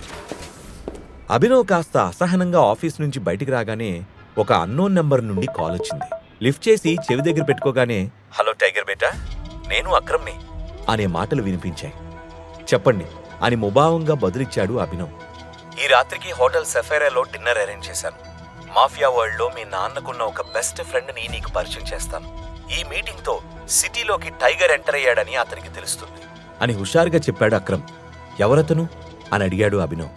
బల్కంపేట్ బాలరాజ్ అనే పేరు వినగానే అభినవ్ వెంట్రుకలు భయంతో నిక్కబడుచుకున్నాయి. బాలరాజ్ గురించి సిటీలో తెలియని వారంటూ ఎవ్వరూ లేరు. అతడి పేరు చెబితే పారిశ్రామికవేత్తల నుంచి పొలిటీషియన్స్ వరకు అందరూ వణికిపోతారు. అలాంటి బలరాజ్కే ఇప్పుడు అభినవ్ బాస్ అవబోతున్నందుకు ఒకంత థ్రిల్తో పాటు ఒకంత నర్వస్నెస్ ని అభినవ్ ఫీల్ అయ్యాడు. అక్రమ్ కాల్ చేసి బలరాజ్ని మీట్ అవ్వాలని చెప్పడంతో అభినవ్ కొంత నర్వస్ అయ్యి బాలరాజ్ గారిని కలవాల్సిన అవసరం ఉందంటారా అని కంగారుగా అడిగాడు. అభినవ్ గొంతులో టెన్షన్ అర్థం చేసుకున్న అక్రమ్ నవ్వుతూ, బాలరాజ్ గారు కాదు, జస్ట్ బాలరాజ్. నువ్వు మా టైగర్వి, మాఫియా సామ్రాజ్యానికి కింగ్వి. అందరూ నిన్ను గౌరవించాలి కానీ నువ్వెవరికీ రెస్పెక్ట్ ఇవ్వాల్సిన పనిలేదు బేటా అని చెప్పి ఫోన్ కట్ చేసి అభినవ్కి మీటింగ్ లొకేషన్ కూడా పంపాడు. అక్రమ్ మాటలు అభినవ్లో ఎంత కాన్ఫిడెన్స్ పెంచాయంటే జూ వదిలి జంగిల్లోకి అడుగుపెట్టిన పుల్లా ఫీల్ అయ్యాడు. రెట్టించిన ఉత్సాహంతో రూమ్కొచ్చిన అభినవ్ పిజ్జా ఆర్డర్ పెట్టుకుని బెడ్ మీద పడుకుని సీలింగ్ వైపు చూస్తూ కాలు మీద కాలేసుకుని తల కింద చేతులు పెట్టుకుని ఆలోచిస్తూ మునుపెన్నడూ లేనంత ప్రశాంతంగా హాయిగా ఉన్నాడు. కొంచెం సేపు అవగానే డోర్ బెల్ మోగడంతో హుషారుగా వెళ్లి తలుపు తీశాడు. ఎదురుగా పిజ్జా డెలివరీ బాయ్ కంగారు పడుతూ, సారీ సార్, ట్రాఫిక్ వల్ల కొంచెం లేట్ అయింది. ఈ రీజన్ వల్ల నాకు రేటింగ్ తగ్గించకండి సార్, ప్లీజ్ సార్ అని జాలిగా మొహం పెట్టి అడిగాడు. అతన్ని చూడగానే అభినవ్కి తనని తాను చూసుకున్నట్టు అనిపించింది. ఎన్నోసార్లు డెలివరీ లేట్ అవ్వడం, కస్టమర్లతో తిట్లు తినడం, దానివల్ల రేటింగ్ పడిపోవడం జరిగింది. అందుకే డెలివరీ బాయ్ కష్టాన్ని ఇట్టే అర్థం చేసుకోగలిగాడు. వెంటనే జేబులో నుంచి 500 రూపీస్ నోట్ తీసిస్తూ, డోంట్ వరీ బ్రదర్, 5 స్టార్ రేటింగ్తో పాటు ఈ 500 కూడా తీసుకో అన్నాడు. కానీ సార్, మీ ఆర్డర్ వాల్యూ కూడా 500 రూపీస్ లేదు, అంత టిప్ అంటే అంటూ కాస్త చెమట తుడుచుకుంటూ బిడియంగా మాట్లాడాడు delivery boy. Delivery boy job ఎంత టఫ్గా ఉంటుందో నాకు తెలుసు bro. At the same time Lakshmidevi వెతుక్కుంటూ వచ్చినప్పుడు కాదనకూడదు. ఏమో ఎవరికి తెలుసు, రాత్రికి రాత్రి నువ్వు కోటీశ్వరుడు అయిపోతావేమో అని ఉత్సాహంగా నవ్వుతూ అన్నాడు అభినవ్. అభినవ్ అలా ఎందుకు చెప్పాడో డెలివరీ బాయ్కి అర్థం కాలేదు. కానీ చిన్న స్మైల్ ఇచ్చి మనీ తీసుకొని, థ్యాంక్ యూ సార్, మీరిచ్చిన కిక్తో ఇవాళ ఈజీగా ఇంకో 50 డెలివరీలేనే చేసేస్తా అని చెప్పి ఒక కొత్త ఎనర్జీతో అక్కడి నుంచి వెళ్ళిపోయాడు. సమయం చాలా వేగంగా గడిచిపోయి సాయంత్రం అయిపోయింది. అభినవ్ త్వరగా ఫ్రెష్ అయ్యి ash colour shirt, black pant వేసుకున్నాడు. చూడ్డానికి అంత మంచి డ్రెస్ అస్సలు కాదు గాని అతని దగ్గర అంతకు మించి వేసుకోవడానికి వేరే ఏ డ్రెస్సు లేదు. ఆ తర్వాత ఇంటి నుండి బయటకొచ్చి బైక్ బుక్ చేసుకుని హోటల్ సఫైరాకి చేరుకున్నాడు. లైటింగ్ వెలుగులో దేదీప్యమానంగా వెలిగిపోతున్న ఆ హోటల్ అందాలని బయట నుంచే ఆస్వాదిస్తూ లోపలికి వెళ్లబోతుంటే, ఏ ఆగ అంటూ ఓ అరుపు వినిపించింది. అభినవ్ వెనక్కి తిరిగి చూడగానే సూట్ వేసుకున్న హోటల్ సెక్యూరిటీ ఆఫీసర్ పరిగెత్తుకుంటూ వచ్చి, ఎవరు నువ్వు, ఎక్కడికి వెళ్తున్నావు అని అడిగాడు. లోపలికి వెళ్తున్నాను, ఎనీ ప్రాబ్లం అని అనుమానంగా అడిగాడు అభినవ్. అభినవ్ని పైనుంచి కింద వరకు చూసి, yes you are the problem, నీ వాలకం చూసుకున్నావా, నువ్వు లోపలికి వెళ్ళడానికి వీల్లేదు, బయటికి నడు అని ఎగతాళి చేశాడు సెక్యూరిటీ ఆఫీసర్. అతను తన బట్టల్ని చూసి జడ్జి చేస్తున్నాడని అభినవ్కి అర్థమైంది. నన్నెందుకు ఆపుతున్నావో తెలుసుకోవచ్చా అని పొలైట్గా అడిగాడు. నీలాంటి వాళ్ళకి సమాధానం చెప్పాల్సిన అవసరం నాకు లేదు, ఇక్కడ సీన్ క్రియేట్ చేయకుండా బయలుదేరు అని సెక్యూరిటీ అధికారి హెచ్చరించడంతో అభినవ్కి కోపం వచ్చింది. చాలా ఓవర్గా మాట్లాడుతున్నావు భయ్, నువ్వు అనవసరంగా గొడవ పడద్దు అని ఒక స్వీట్ వార్నింగ్ ఇచ్చాడు అభినవ్. నీ మొహం ఎప్పుడైనా అద్దంలో చూసుకున్నావా, ఇదేమన్నా నీ బాబుగాడు హోటలా నీకు సెల్యూట్ కొట్టి డోర్ తీసి లోపలికి పంపించడానికి? నిన్ను మెడపట్టి బయటికి తోయకముందే ఇక్కడి నుంచి వెళ్ళో అని సీరియస్గా బయటికి చేయి చూపించాడు. అతని మొండి ప్రవర్తన అభినవ్కి కోపం తెప్పించింది. కానీ అక్కడ తచ్చాడుతున్న జనం దృష్టి తన మీద పడకూడదు కాబట్టి సైలెంట్గా అక్రమ్కి ఫోన్ చేశాడు. ఫోన్ లిఫ్ట్ చేసిన అక్రమ్, చెప్పు బేటా, స్టార్ట్ అయ్యావా అని అడిగాడు. నేను హోటల్ బయటున్నాను, మన టేబుల్ నెంబర్ ఎంత అని అభినవ్ అడిగాడు. టేబుల్ నెంబరా భలేవాడివే, ఆ హోటల్ మందే. మనం టేబుల్ బుక్ చేసుకోవాల్సిన కర్మ ఏంటి? వెళ్ళి హాయిగా నీకు నచ్చిన ప్లేస్లో కూర్చో, నేను వచ్చేస్తాను అని చెప్పాడు అక్రమ్. అది సెక్యూరిటీ ఆఫీసరు నన్ను లోపలికి పంపించట్లేదు అని ఇబ్బందిగా చెప్పాడు అభినవ్. వాట్? ఏదైనా కన్ఫ్యూషన్ అనుకుంటా. నేను 2 నిమిషాల్లో రీచ్ అవుతాను. ఆ ఆఫీసర్ తరపున నేను సారీ చెప్తున్నాను టైగర్ అని చెప్పాడు అక్రమ్. ఏం పర్వాలేదు, మీరు వచ్చేంత వరకు నేను వెయిట్ చేస్తాను అని చెప్పి ఫోన్ కట్ చేశాడు అభినవ్. అప్పటిదాకా అభినవ్ ఎవరితోనో ఫోన్లో మాట్లాడింది విన్న సెక్యూరిటీ ఆఫీసర్, నువ్వేమన్నా పెద్ద సెలబ్రిటీవా రికమెండేషన్ చేయించడానికి ఫోన్ చేస్తున్నావు? నువ్వు ప్రైమ్ మినిస్టర్కి కాల్ చేసినా లోపలికి పంపను అంటూ స్టాఫ్ని పిలిచి అభినవ్ని బయటికి తోసేయమని ఇన్స్ట్రక్ట్ చేశాడు. సరిగ్గా ఆ మూమెంట్లోనే, ఏయ్ అటు చూడు నీ ఎక్స్ బాయ్ ఫ్రెండ్ అని ఒక ఎగతాళి స్వరం వినిపించింది. అటువైపు తిరిగిన అభినవ్కి దేవా, వైభవీలు కనిపించారు. అభినవ్ వైపు అసహ్యంగా చూస్తూ, ఛీ, ప్రశాంతంగా రిలాక్స్ అవుదామని వస్తే వీడేంటి దిష్టిబొమ్మలాగా అని పొగరుగా అంది వైభవి. నోరు అదుపులో పెట్టుకో వైభవి, ఆ రోజు నీ చెంప పగలగొట్టకుండా వదిలేసి తప్పు చేశాను. ఇంకొక్క మాట ఎక్స్ట్రా మాట్లాడితే నీ ఎత్తుపళ్ళు రాలిపోవడం ఖాయం అని కాలర్ ఎగరేసి వార్నింగ్ ఇచ్చాడు అభినవ్. ఎంత పొగర్రా నీకు? డెలివరీ జాబ్ పోయిందని ఇక్కడ సెక్యూరిటీ గార్డుగా పనిచేయడానికి వచ్చావా అని పళ్ళు కొరికాడు దేవా. అసలు నీ ప్రాబ్లం ఏంట్రా? అక్రమ్ సార్ కాల్ చేస్తేనే ఇక్కడికి వచ్చాను అని తెలిస్తే నువ్వు గుండాకి సస్తావు అని ఎదురు సమాధానం చెప్పాడు అభినవ్. ఏంటి, అక్రమ్ సార్ పిలిచారా? అది సంగతి. నువ్వు ఎలాగో ఆయన పాత డ్రైవర్ కొడుకు కదా, నీ జాబ్ పోయిందని తెలిసి డ్రైవర్గా పెట్టుకుందామని పిలిచుంటారులే అని ఎగతాళి చేశాడు దేవా. సరిగ్గా అప్పుడే కార్ హార్న్ గట్టిగా వినిపించింది. అందరూ చూస్తూ ఉండగానే జాగ్వర్ కార్లో నుంచి white and white kurta pyjama వేసుకుని దిగాడు అక్రమ్. అతనితో పాటే మరొక మనిషి కూడా ఉన్నాడు. చూడ్డానికి పొడుగ్గా ఫిట్గా ఉన్న అతనికి 50 ఏళ్లంటే ఎవ్వరూ నమ్మరు. ఈ మధ్య వస్తున్న తెలుగు సినిమాల్లో స్టైలిష్ హిందీ విలన్ లాగా ఉన్న అతనే బల్కంపేట్ బాలరాజ్. పైకి కనిపించడానికి మాత్రం బిజినెస్ మ్యాన్ బాలరాజ్, తేడా వస్తే మాత్రం బల్కంపేట ఎల్లమ్మ తల్లి సాక్షిగా శాల్తీ లేపేస్తాడు. అభినవ్ దృష్టి మొత్తం బాలరాజ్ పైనే ఉంది. అక్రమ్ కోపంగా, అసలు ఇక్కడేం జరుగుతుంది అని సెక్యూరిటీని ప్రశ్నించాడు. ఆ సమయంలో కారు దగ్గరే ఫోన్ మాట్లాడుతూ ఉన్నాడు బాలరాజ్. సారీ సార్, ఈ దొంగ రాస్కెలు లోపలికి వెళ్ళడానికి డ్రామా క్రియేట్ చేస్తున్నాడు. కస్టమర్లతో కూడా గొడవ పడుతున్నాడు. నేను అతన్ని లోపలికి వెళ్లకుండా ఆపుతున్నాను సార్ అని వినయంగా చెప్పాడు సెక్యూరిటీ ఆఫీసర్. అక్రమ్ అతడి వైపు కళ్ళెర్ర చేసి చూస్తూ, how dare you call him a thief? అతన్ని లోపలికి వెళ్లకుండా ఆపమని నీకెవరు చెప్పారు? తను నా గెస్ట్ అని చెప్పి అభినవ్ వైపు తిరిగి, అంతా ఓకేనా అని అడిగాడు. తాను చేసిన తప్పేంటో వెంటనే రియలైజ్ అయిన సెక్యూరిటీ ఆఫీసర్ అభినవ్కి సెల్యూట్ కొట్టి డోర్ తీశాడు. అభినవ్ మౌనంగా తలోపగానే మళ్ళీ సెక్యూరిటీ ఆఫీసర్ వైపు తిరిగి, you are fired, get lost from here అని గట్టిగా అరిచాడు అక్రమ్. ఆ అరుపుకి కొన్ని సెకండ్ల పాటు పెద్ద నిశ్శబ్దం అలుముకుంది. అంతేకాకుండా అక్రమ్ మాటలు విని కంగు తిన్న వైభవి, దేవాలు కూడా మెల్లిగా అక్కడి నుంచి జారుకున్నారు.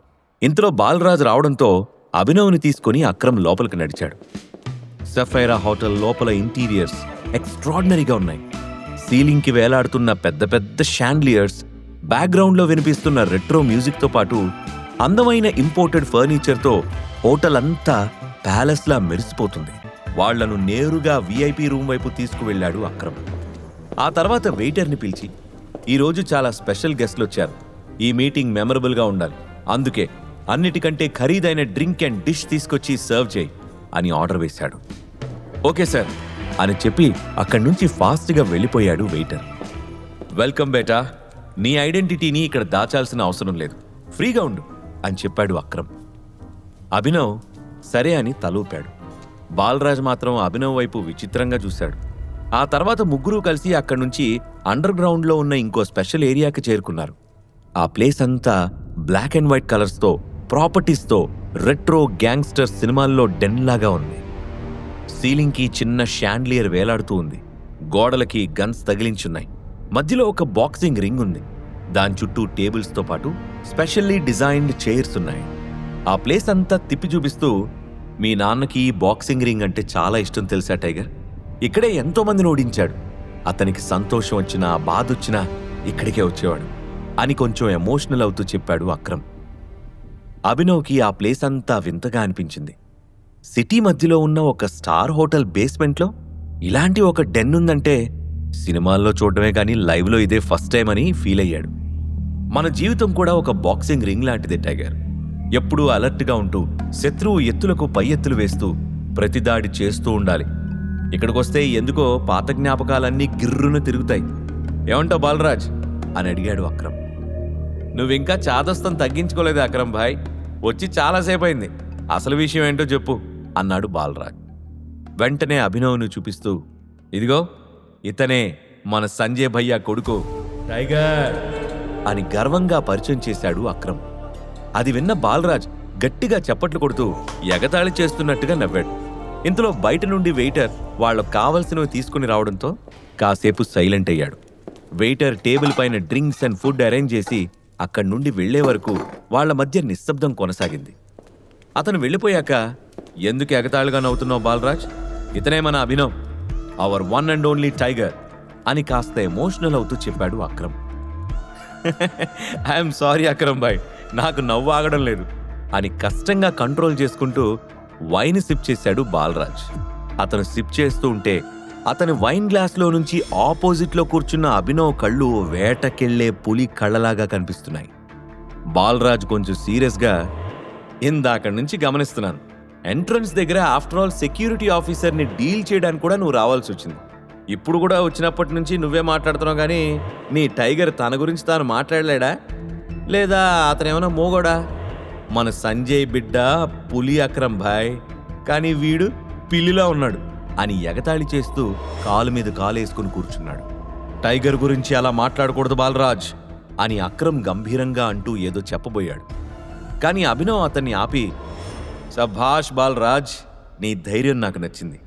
నువ్వు పవర్ఫుల్ వ్యక్తివే కావచ్చు, కానీ ఎప్పుడూ ఎదుటి మనిషిని తక్కువ అంచనా వేయకూడదు. ఇంకో విషయం ఏంటంటే, పిల్లి కోతకి పులి గాండ్రింపుకి చాలా తేడా ఉంటుంది. ఒక్కసారి పంజా విసిరి పులి గాండ్రించిందంటే అడవిలో పిట్టలతో పాటు పర్వతాలు కూడా వణుకుతాయి అని గంభీరంగా అన్నాడు అభినవ్. అభినవ్ మాటల్ని సీరియస్గా తీసుకున్న బాలరాజ్ వైన్ గ్లాస్ కింద పెట్టి, నువ్వు టైగర్ అయితే ఇన్ని సంవత్సరాలు ఎక్కడ దాక్కున్నావు? ఉన్నపళంగా వచ్చి సింహాసనం అధిష్ఠిస్తాను అంటే నీకు సలాములు కొట్టడానికి ఇక్కడ ఎవ్వరు రెడీగా లేరు. అయినా పవర్ అనేది ఎవరో ఇస్తే తీసుకోకూడదు, సంపాదించుకోవాలి అని ఘాటుగా సమాధానమిచ్చాడు. ఇవ్వడమే కానీ తీసుకోవడం నా రక్తంలో లేదు. నేను ఎన్నాళ్ళు ఎక్కడున్నానో ఏం చేశానో చెప్పడానికి ఇది సమయం కాదు. నేనే టైగర్ అని నువ్వు నమ్మాలంటే ఏం చేయాలో అది చెప్పు అని సూటిగా ప్రశ్నించాడు అభినవ్. అతని మాటల్లో ఎలాంటి తడబాటు కనిపించలేదు. అందుకు గర్వంగా ఫీల్ అయిన అక్రమ్, శభాష్ టైగర్ బేటా, అస్సలైన మగాళ్లా మాట్లాడావు అన్నాడు. మాఫియా వరల్డ్లో కీలక పొజిషన్లో ఉన్న బాలరాజ్ తను ఎవరికైనా ఊడిగం చెయ్యాలంటే అవతల వైపు ఖచ్చితంగా టైగరే అయి ఉండాలనేది పంతం. అందుకే తడుముకోకుండా, బస్తీమే సవాల్రా బుట్టోడా, నేను కొలిచే బల్కంపేట ఎల్లమ్మ తల్లి సాక్షిగా చెప్తున్నా, నువ్వే టైగర్ అని నేను నమ్మాలంటే నాతో ఫైట్ చేసి నన్నోడించు అని సీరియస్గా అన్నాడు బాలరాజ్. అది చూసి కంగారు పడిన అక్రమ్, ఏం మాట్లాడుతున్నావు బాలరాజ్, తను అంటూ ఏదో చెప్పడానికి ప్రయత్నించాడు. అక్రమ్ మాటల్ని పట్టించుకోకుండా అభినవ్ సమాధానం కోసం చూస్తున్నాడు బాలరాజ్. అక్రమ్ కంగారు పడుతూ అభినవ్ వైపు చూసి, నువ్వు ఒప్పుకోకో అన్నట్టు తల అడ్డంగా ఊపాడు. అభినవ్ చిన్న స్మైల్తో టేబుల్ మీద ఉన్న గ్లాస్లోని డ్రింక్ ఖాళీ చేసి, ఛాలెంజ్ యాక్సెప్టెడ్ బాలరాజ్, వేట కోసం ఈ టైగర్ రెడీ అని భుజాలు తిప్పాడు. ఆ క్షణం అభినవ్ ధీమా చూసిన అక్రమ్కి నిజంగానే వేటకి సిద్ధమైన పులిని చూసినట్టు అనిపించింది. అయితే పదా అంటూ చొక్కా తీసి విసిరి రింగ్ వైపుకు నడిచాడు బాలరాజ్. అభినవ్ సన్ ఆఫ్ సంజయ్, అసలైన టైగర్ అభినవ్ అని నమ్మాలంటే తనతో ఫైట్ చేసి గెలవమని సవాల్ విసురుతాడు బల్కంపేట్ బాలరాజ్. అక్రమ్కి అది ఇష్టం లేకపోయినా అభినవ్ మాత్రం ధీమాగా ఛాలెంజ్ యాక్సెప్ట్ చేస్తాడు. ఆ క్షణం అభినవ్ని చూశాక అక్రమ్కి నిజంగానే వేటకి సిద్ధమైన పులిని చూసినట్టుగా అనిపించింది. కానీ ఎందుకో అతను కొంచెం కంగారు పడుతూ ఉన్నాడు.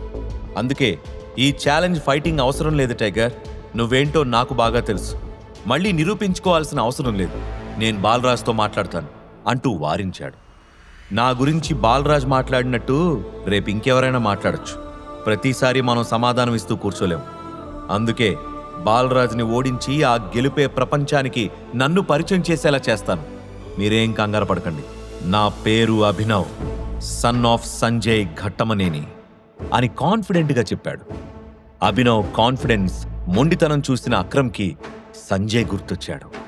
అప్పటికే రింగ్లో రెడీగా ఉన్న బాలరాజ్, ఇంకోసారి ఆలోచించుకో డూప్లికేట్ టైగర్, ఈ బరిలో నేనెప్పుడు ఓడిపోలేదు, పంతానికి పోయి ప్రాణాల పైకి తెచ్చుకోకు అని అభినవ్ని హెచ్చరించాడు. అభినవ్ ఎడమ చేత్తో జుట్టుని వెనక్కి తోసుకుంటూ, ఈ బరిలో నువ్వెంతో మందిని ఓడించుండొచ్చు కానీ సంజయ్ ఘట్టమనేని కొడుకు, ఐ మీన్ ది రియల్ టైగర్ని మాత్రం ఎప్పుడూ ఫేస్ చేయలేదు కదా. ఎవరి బలమెంతో మరికొంచెం సేపట్లో నీకే తెలుస్తుంది అని పొగరుగా అన్నాడు. ఆ మాటలు విన్న అక్రమ్కి చప్పట్లు కొట్టాలనిపించినా కంట్రోల్ చేసుకున్నాడు. బలరాజ్ నవ్వుతూ అక్రమ్ వైపు చూసి, అక్రమ్ బాయ్, ఎవరి మీద పందెం కడతావు అని రెచ్చగొట్టాడు. సిల్లీ క్వశ్చన్ బాలరాజ్, రింగ్లో టైగర్ ఉన్నప్పుడు నా చూపు అతని మీదనే ఉంటుంది, తనే నా రేసు గుర్రం అని సమాధానమిచ్చాడు అక్రమ్. నీ రేసు గుర్రాన్ని కొంచెం సేపట్లో ఈ సిటీ నుంచి బయటికి తరిమి కొట్టేయబోతున్నాను అక్రమ్ బాయ్ అని ఎగతాళి చేసిన బాలరాజ్ అభినవ్ వైపు తిరిగి, కమాన్, వచ్చి నీ దమ్మెంతుందో చూపించు అని ఇంకాస్త రెచ్చగొట్టాడు. అభినవ్ కూల్గా రింగ్లోకి ఎంటర్ అవగానే అభినవ్ మీదకి దూకాడు బాలరాజ్. ఇద్దరి మధ్య ఫైట్ స్టార్ట్ అయింది. బాలరాజులో చాలా పవర్ ఉందని అభినవ్కి ఇట్టే అర్థమైంది. ఆ మరుక్షణమే బాలరాజ్ పిడికిలి చాలా ఫాస్ట్గా అభినవ్ మొహం మీదకొచ్చింది. దాన్ని ఊహించలేదు కానీ ఫ్రాక్షన్ ఆఫ్ సెకండ్లో దాని నుంచి అభినవ్ తప్పించుకున్నాడు. తండ్రి దగ్గర చిన్నప్పుడు నేర్చుకున్న ఫైటింగ్ టెక్నిక్స్ని ఆశ్రమంలో ర్యాగింగ్ చేసే పిల్లల మీద ఉపయోగించిన అభినవ్కి చాన్నాళ్ల తర్వాత మళ్లీ ఉపయోగించాల్సిన అవసరం ఇప్పుడు ఏర్పడింది. ఇక తన పంచ్ మిస్ అవడంతో మరోసారి అటాక్ చేయడానికి సిద్ధమయ్యాడు బాలరాజ్. కానీ అభినవ్ మెరుపు వేగంతో కదిలి బాలరాజు వీపుపై బలంగా గుద్దాడు. దాంతో విసురుగా రింగ్ మీద పడిపోయాడు బాలరాజ్. పక్కన నిలబడి అదంతా చూస్తున్న అక్రమ్ నవ్వుకుంటూ, బాలరాజ్, ఇంక చాలా ఆపే, నువ్వు టైగర్ చేతిలో ఓడిపోయావని నేనెవరికి చెప్పనులే అని ఎగతాళి చేశాడు. ఆ మాటతో బాలరాజ్ అహం దెబ్బతింది. నేలపైన చేతితో బలంగా కొట్టి స్ప్రింగ్ లాగా లేచి నిలబడ్డాడు. ఆ తర్వాత వరుసగా పంచులతో అభినవ్పై అటాక్ కంటిన్యూ చేశాడు. నిజానికి వాళ్ళిద్దరి మధ్య ఫైట్ హోరాహోరీగా సాగుతుంది. ఎవ్వరూ తగ్గట్లేదు. అక్రమ్కి యాక్షన్ సినిమా క్లైమాక్స్ చూస్తున్నట్టు అనిపించింది. ఇక అభినవ్ స్టైలిష్ ఫైటింగ్ మూవ్స్ చూసి బాలరాజ్కి మతిపోయింది. మరోసారి అభినవ్ని అటాక్ చేయబోతుండగా అభినవ్ అతని కడుపులో బలమైన పంచిచ్చి అతని నడుం చుట్టూ చేతులు బిగించి గాల్లోకి విసిరేశాడు. బలరాజ్ శరీరం బంతిలా గాల్లో ఎగురుతూ వెళ్లి రింగ్ బయట దామ్మని పడింది. దాంతో అమ్మా అని గట్టిగా అరిచాడు బాలరాజ్. అది విని థ్రిల్లింగ్గా ఫీల్ అయ్యాడు అక్రమ్. అభినవ్ మౌనంగా రింగులో ఒక మూలకొచ్చి నిలబడ్డాడు. బాలరాజ్ అతి కష్టం మీద పైకి వేస్తూ, ఈ టెక్నిక్ ఎక్కడ నేర్చుకున్నావు టైగర్, సూపర్ అంటూ మెచ్చుకున్నాడు. టైగర్కి పోరాటం ఎవ్వరూ నేర్పక్కర్లేదు. అప్పట్లో సంజయ్ చేతిలో, ఇప్పుడు సంజయ్ బిడ్డ చేతిలో ఓటమి చవి చూసావు. పులి కడుపున పులే పుడుతుందనడానికి ఇంతకన్నా నిదర్శనం ఉంటుందా?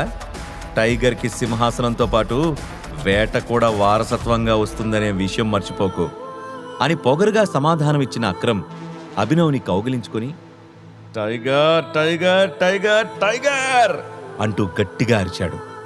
బాలరాజ్ కూడా సంతోషంగా అభినవ్ని హగ్ చేసుకుని, ఇప్పుడు నాకు చాలా సంతోషంగా ఉంది టైగర్, నా అనుమానాలన్నీ తీరిపోయాయి, నువ్వే మాఫియాకి కాబోయే కింగ్వి, కింగ్ మేకర్వి, పద పార్టీ చేసుకుందాం అంటూ ఉత్సాహంగా అన్నాడు. అభినవ్ నవ్వుతూ, పద పార్టీ షురూ చేద్దాం అన్నాడు.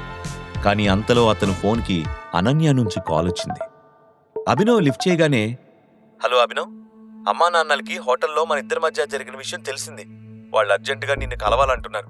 నువ్వేం చేస్తావో నాకు తెలీదు, ఎక్కడున్నా సరే అర్జెంటుగా ఇంటికి రా అని సీరియస్గా సర్వెంట్కి ఆర్డర్స్ పాస్ చేసినట్టు చేసింది అనన్య. కొన్ని నిమిషాల క్రితం సగం హైదరాబాద్ అంతా భయపడే బల్కంపేట్ బాలరాజ్ని సునాయాసంగా ఓడించిన టైగర్తో తను మాట్లాడుతున్న సంగతి ఆమెకు తెలియదు. ఏంటి ఇప్పుడు రావాలా అని అభినవ్ షాకింగ్గా అడగడంతో, అంత షాక్ అవ్వాల్సిన అవసరమేం లేదు, నువ్వు మొదలుపెట్టిన సమస్యకి నువ్వే ముగింపు పలకాలి, లేట్ చేయకుండా త్వరగా రా అంటూ డిమాండింగ్గా చెప్పి ఫోన్ డిస్కనెక్ట్ చేసింది అనన్య. అభినవ్ మొహంలో మారిన ఎక్స్ప్రెషన్స్ని గమనించిన అక్రమ్, ఏమైంది టైగర్, ఈజ్ ఎవ్రీథింగ్ ఓకే అని అడిగాడు. ఎస్, ఆల్ గుడ్ అని సమాధానం ఇచ్చి బాలరాజ్ వైపు తిరిగి ఐఎమ్ సో సారీ, నేను మా అత్తమామలు కలవడానికి వెంటనే వెళ్ళాలి అని చెప్పాడు అభినవ్. ఏంటి టైగర్, నీకు పెళ్ళైపోయిందా అని బాలరాజు షాకింగ్గా అడగడంతో అదో పెద్ద కథలే, మళ్ళీ కలిసినప్పుడు చెప్తాను అని బదులిచ్చాడు అభినవ్. అక్రమ్, మనం మనోజ్కి ఫోన్ చేసి టైగర్ తిరిగొచ్చాడన్న విషయం చెప్పేద్దాం అని హుషారుగా అన్నాడు బాలరాజ్. నో, అప్పుడే కాదు, టైగర్ బతికే ఉన్నాడని తెలిస్తే అది అతని ప్రాణానికే ప్రమాదం. మనం సెటిల్ చేయాల్సిన కొన్ని లెక్కలు అలాగే ఉన్నాయి. వాటిని చెక్కబెట్టేంత వరకు టైగర్ తిరిగొచ్చిన సంగతి గురించి మనకి తప్ప ఇంకెవ్వరికీ తెలియకూడదు బాలరాజ్. ప్రస్తుతానికి మనోజ్ ఏం చేద్దాం అనుకుంటున్నాడో అదే చేయనిద్దాం అని హెచ్చరించాడు అక్రమ్. దానికి సరే అని తలూపాడు బాలరాజ్. అభినవ్ వాళ్ళిద్దరికీ బాయ్ చెప్పి నేను బయలుదేరుతున్నాను అన్నట్టు చెప్పడం మర్చిపోయాను, నాకు కొత్త జాబ్ కావాలి అని అక్రమ్కి గుర్తు చేశాడు.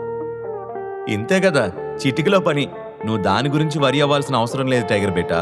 నేను నా సెక్రటరీకి చెప్తాను, నువ్వు రేపు ఆఫీస్కి వెళ్ళి ఆమెను కలువు అని సలహా ఇచ్చాడు అక్రమ్.